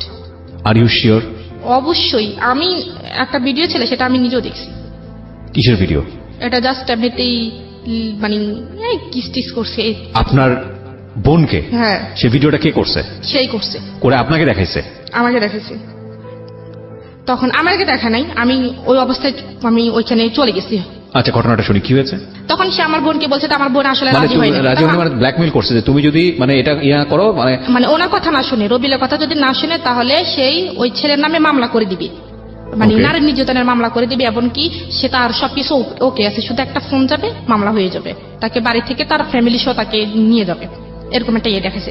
সেখানে বসে আমার বোন তো মনে করেন এখন একটা দুটান অবস্থা হয়ে গেছে। তখন তো যা হওয়ার হয়েছে, তখন আমি হঠাৎ কোন একটা কাজে আপনার বোনকে অফার করেছে, আপনার বোন সেটা রাজি হচ্ছে? প্রথমে রাজি হয়নি, সে আমার বোনকে অনেক ভয়টাই দেখাইছে। তো আমার বোন এটার জন্য খুব কাঁদছে। আর সে আমার বোন মনে করেন একটু ঘটনা যখন আমি দেখেছি, ওর বয়স তখন 16 বছর। See, this is another case, যেটা ওর ক্ষেত্রেও হয়েছে। যখন ওর বয়সটা ছিল 16 বছর, একইভাবে ব্ল্যাকমেইল করেছে। এই ছবলটা ঠিক ওর আপন বোনের ক্ষেত্রেও মেরেছে। হ্যাঁ, তারপর তখন আমার বোন এটা হওয়ার পর ও নিজের হাত তার সব কেটে মনে করেন করে ফেলছে, সুইসাইড করতে গেছে আমার বোনে। বোনের সঙ্গে আপনার হাজবেন্ড এটা হয়েছে? হ্যাঁ, না হয় নাই, শুধু এমনিতে যেটা হয় আর কি, এমনি হয়েছে। আর এটা ও ভিডিও করছে। তো তখন আমি ওই অবস্থায় ওইখানে চলে ওদেরকে ওই অবস্থা দেখে ফেলছি। দেখে বলার পর আর তখন আমার বোনকে তো ছেড়ে দিচ্ছে। ছেড়ে দেওয়ার পর আমার বোন আমাকে জড়াই ধরে কাঁদতেছে, খুব কান্নাকাটি করে এসব কথা বলতেছে। তখন আমি যখন বলছি যে তুমি এসব কিছু করতেছো, আমি এক্ষুনি সবাইকে জানাই দিব, তখন ও আমাকে বলে যে তুই যদি বলস, আমি বলবো যে তুই তোর বোনকে আমার কাছে দিয়ে গেছিস। ও আমাকে বলতেছে। তখন আমি তো এবার কি বলবো, এখানে আমার তার কিছু বলার নেই। আমি বলছি তুমি আমাকে এবার ব্ল্যাকমেইল করতে পারো না। বলা যে অবশ্যই করবো, তুই যদি এটা কারোর কাছে প্রকাশ করতে চাস, আর তোর বোনের ভিডিও আছে সেটা আমি কি জানি নেটে ছেড়ে দিব, আর তুই যদি কোনো কিছু করতে চাস, কারোর কাছে বলতে চাস, তা আমি তোকে উল্টা ফাঁসিয়ে দিব। আপনাদের বাড়িতে হচ্ছে? আমাদের বাড়িতে হয়েছে। তখন আমি কি, তখন আমার বোনে আমার বাবা কোথায় ছিল সেই সময়? আমার মা নানুদের বাড়িতে ছিল। আপনার বাবা মা? আমার আব্বা বাড়িতেও ছিল, দেশের বাড়ি ছিল, আর আম্মা নানুদের বাড়িতে ছিল। তখন আমি বড় ভাইরা কোথায় ছিল? বড় ভাই বাইরে থাকে। দেশের বাইরে থাকে, মানে আপনাদের বাড়িতে আপনার 2 বোন ছাড়া কেউ নাই? না, আমার ছোট একটা ভাই আছে, ও হাবিজিতে পড়ে।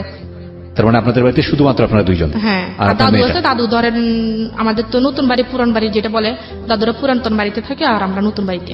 তো দাদু কাজ টাজ করে চলে যায়, তো সবসময় থাকে না। ওকে, তারপর? তো তারপর এখন এসে আমাকে এরকম ব্ল্যাকমেল করছে, আমি আর কিছু বলতে পারি। তখন আমি আমার বোনের কাছে আমার বোনের পা ধরছি। আমি বলছি তুই ওর হয়ে আমার মানে আমার কি জানি ওর হয়ে আমি তোর কাছে মাপ চাইতেছি, তুই ওরা মাপ করে দিস। ফলে যে পরে ও কি করছে মনে করেন, ওই দিন আপনার হাত পা কেটে লিছে, আপনার হাত পা কেটে লিছে, কাইটে মনে করেন ও সুসাইড করবে এরকম বলে যে আমার জন্য এত সমস্যা। ওই ছেলে আবার জানে না। তারপর ও কি করছে, ও যেহেতু ওই মানে রবিউল দেখতেছে যে ওই ছেলের সাথে কথা বলা বন্ধ করে নাই, ওই ছেলে মানে রবিউল কি করছে, ওই ছেলের বাড়িতে গেছে, আমার আরেকটা দুঃসম্পর্কিত চাচাতো বোন নিয়ে গেছে, নিয়ে ওর আব্বা আম্মার কাছে আমার বোনের নামে বিচার দিয়ে আসছে যে আপনার ছেলে তো অমুক মেয়ের সাথে কথা বলে, ওনার একটা বাচ্চা আছে, ওনার স্বামী আছে, আপনার কেমন ছেলে একটা ম্যারিড মেয়ের সাথে কথা বলে। এখন ওই ছেলের বাপ মা তো, মানে যেটা বুঝতে পারছি আপনার বোনকে সে অনৈতিকভাবে পাওয়ার জন্য মোটামুটি ক্রেজি হয়ে গেছে। হ্যাঁ, তারপর কি হয়েছে এখন মনে করেন সব মিলিয়ে তো খুবই সমস্যা হয়েছে। তখন আমি আমার ফ্যামিলিকে একটু ইঙ্গিত করছি, পুরোপুরি করিনি।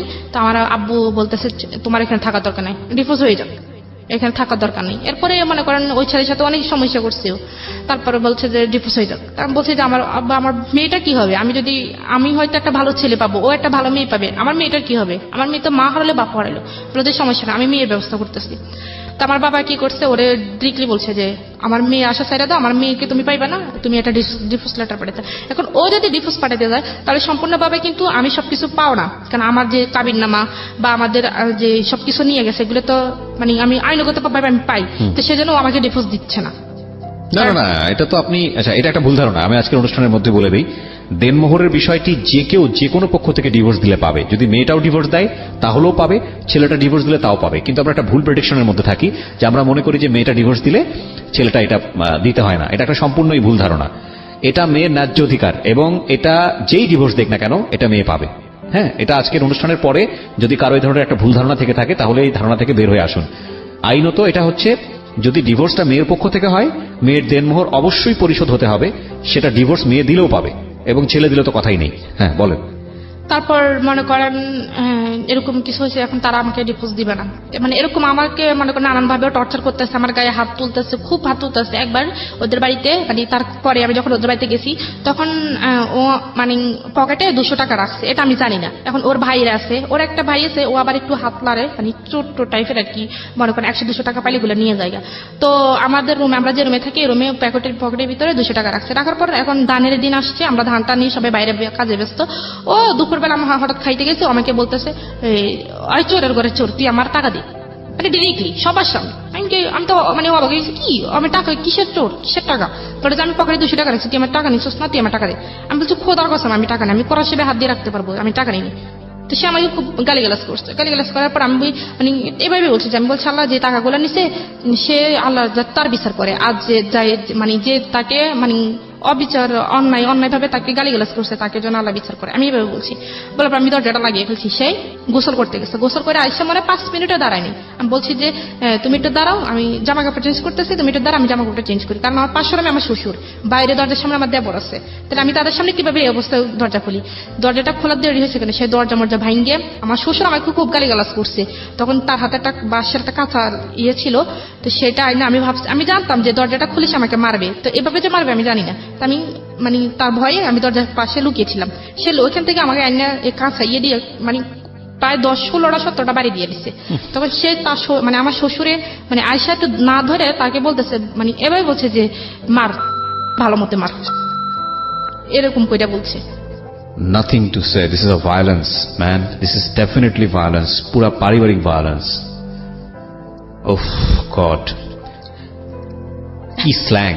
আমরা স্ল্যাংটা মিউট করতে বাধ্য হলাম, কারণ এটা গণমাধ্যমে স্ল্যাংটা যাওয়া উচিত হবে না। বাট যেটা হয়েছে, যেটা দ্বিপাক্ষিকভাবে, আমি জানি না কতটুকু সত্য মেয়েটা বলছে, যদি হয়ে থাকে এটা ভায়োলেন্স, এবং এটা পুরো পরিবারে ফেসে যেতে পারে এই ধরনের ঘটনা ঘটলে। খালি ওই মেয়েটা যদি, যার উপরে গায়ে হাত তুলেছে, ওই মেয়েটা যদি জাস্ট একটা সরকারি হাসপাতালে গিয়ে ওয়ান স্টপ সার্ভিস, যেটাকে বলে ওয়ান স্টপ সার্ভিস থেকে জাস্ট একটা পেপার নিয়ে আসবে যে আমার গায়ে হাত তুলেছে, এটা হচ্ছে ডাক্তার লিখে দেবে যে হ্যাঁ এই হাত তোলার জখম থেকে হয়েছে, এটা নিয়ে থানায় যাবে, সঙ্গে সঙ্গে সে অ্যারেস্ট হয়ে যাবে, সঙ্গে সঙ্গে।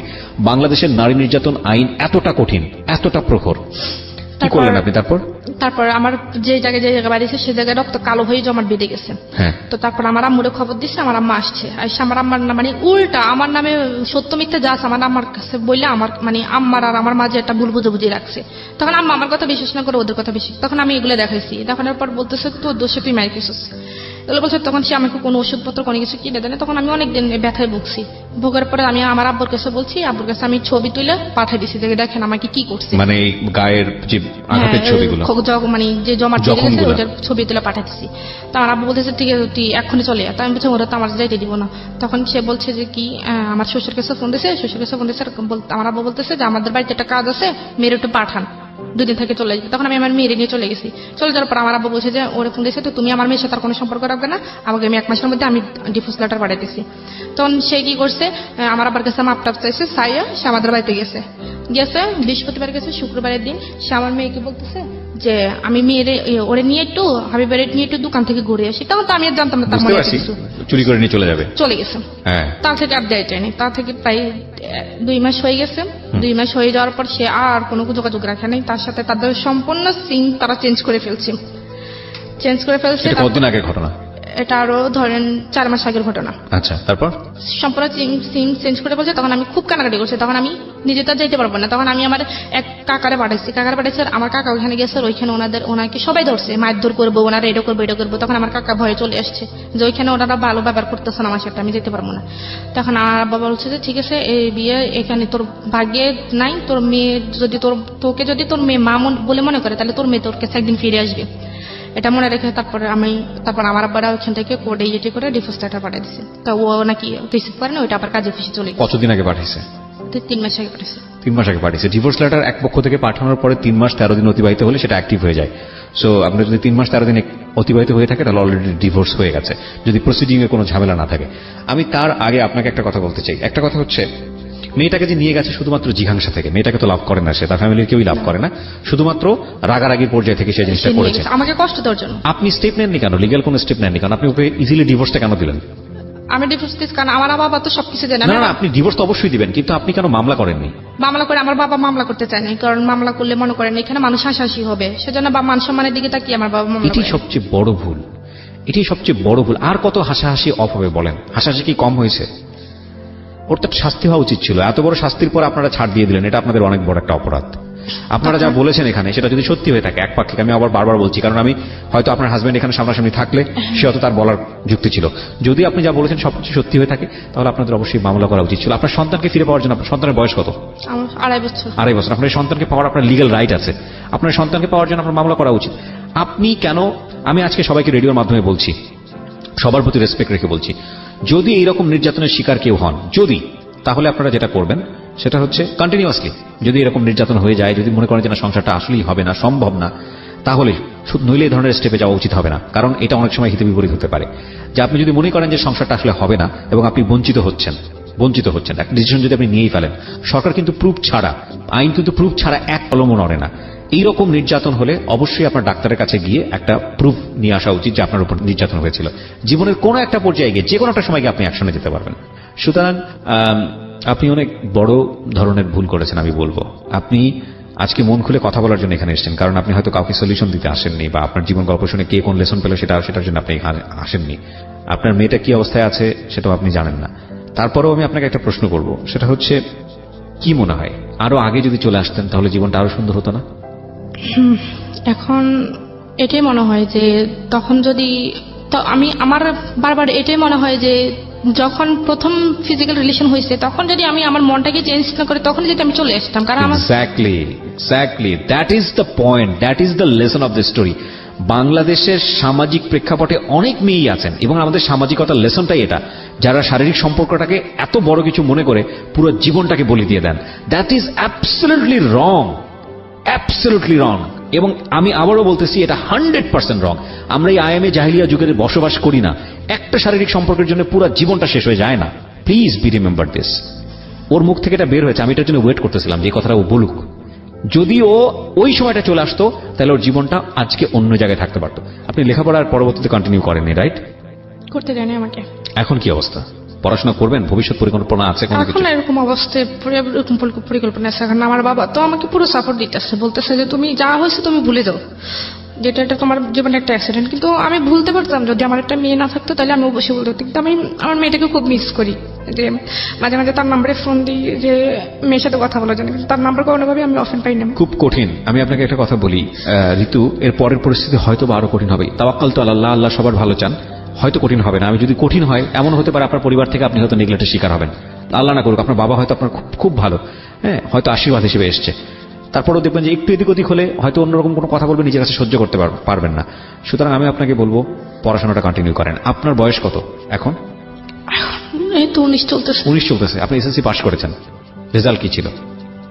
4.33। আপনার আবার নতুন করে শুরু করার বয়স আছে এবং আপনি খুব ইজিলি সেটা শুরু করতে পারবেন। শুরু করেন, তারপরে নিজের পায়ে দাঁড়ান। একদিন এইসব প্রতিকূলতার বিরুদ্ধে কথা বলতে পারবেন। যদি নিজের পায়ে না দাঁড়ান, সারা জীবনে আপনি বোঝা হয়ে থাকবেন, সেটা আরো বেশি কষ্টকর। এখন ডিভোর্স পাঠানোর পর বিভিন্ন জায়গা থেকে আমার জন্য বিয়ের জন্য আসছে আমার বাবা। আবার নো, আমি অবশ্যই আপনার ফ্যামিলিকে বলবো নট নাও প্লিজ। আমি রিজেক্ট করছি, আমি যে আমার জীবনে বিয়ে একটা হয়ে গেছে, কারণ আমার না, আপনি এটাও ডিসাইড করেন না। বিয়ে একটা ভবিষ্যতে, এটা ঠিক আছে, এটা নিয়তির উপর ছাড়েন। বিয়ে আপনি করবেন, আপনার বিয়ে করার যথেষ্ট বয়স আছে, কিন্তু লেখাপড়াটা করেন, লেখাপড়া করেন, নিজের পায়ে নিজে দাঁড়ান, অর্থ রোজগার করেন, তারপর একটা সিদ্ধান্ত নেন। তার আগ পর্যন্ত সিদ্ধান্ত নিন না, নইলে এর চেয়ে ভয়াবহ ঘটনা যে ভবিষ্যতে ঘটবে না তার কোনো গ্যারান্টি আছে? আপনার বাবা মাকে এটা বোঝান। আজকের এই অনুষ্ঠানটা তাদেরকে শুনতে বলবেন। আমি আপনাদেরকে রিকোয়েস্ট করছি, প্লিজ আপনার মেয়েকে আপনি স্বাবলম্বী না করে তাকে বিয়ে দিয়েন না। আপনার মেয়েকে অবশ্যই লেখাপড়া করান এবং তার নিজের পায়ে দাঁড়ানোর মতো সক্ষমতা অর্জন করার পরে তাকে বিয়ে দেন। ও দেখতে শুনতে মাশাআল্লাহ ভালো আছে, ওর বয়স অনেক অল্প, এখনই বিয়ে দেন না, কারণ এর চেয়েও ভয়াবহ ঘটনা কিন্তু ওর সেকেন্ড লাইফে ঘটতে পারে। সো প্লিজ এখনই বিয়ে দেন না। আমরা আজকের এই অনুষ্ঠানটা শেষ করতে চাই শুধু একটা কথাই বলে। 2-3টা জায়গায় অনেক বড় ধরনের গলদ আছে। একটা হচ্ছে যে এই যেই ছেলেটার কথা আজকে এখানে এসছে রবিউল, তার মতো মানুষ আমাদের সমাজে ভরপুর, অনেক আছে। আমরা সব রবিউলকে সংশোধন করতে পারবো না, কিন্তু রবিউলরা যদি আমাদের জীবনে আসে তাহলে আমাদের কি করা উচিত, সেই জায়গাটায় অনেক বড় একটা শিক্ষা আছে, বিশেষ করে মেয়েদের ক্ষেত্রে। একটা শারীরিক সম্পর্ক পুরো জীবনটা শেষ হয়ে যায়, এটা যারা মনে করে তারা বোকার স্বর্গে বসবাস করে। এই ধরনের সেন্স নিয়ে যদি কেউ আপনি আপনার জীবনটাকে বলি দিয়ে থাকেন, তাহলে এর চেয়েও ভয়াবহ রকমের শিকারের হতে পারেন। শুধু এটাই মনে রাখবেন আজকের এই জীবন গল্প থেকে। আমরা শেষ করছি প্রিয় শ্রোতা আজকের এই জীবন গল্প। সবার জীবনটা সুন্দর হোক, এই জন্যেই প্রতি বুধবার কিংবা প্রতি রবিবার আমরা নির্মম এবং ভয়াবহ রকমের কিছু জীবন গল্পের এখানে অবতারণা করি, যাতে করে আপনারা ভালো থাকেন।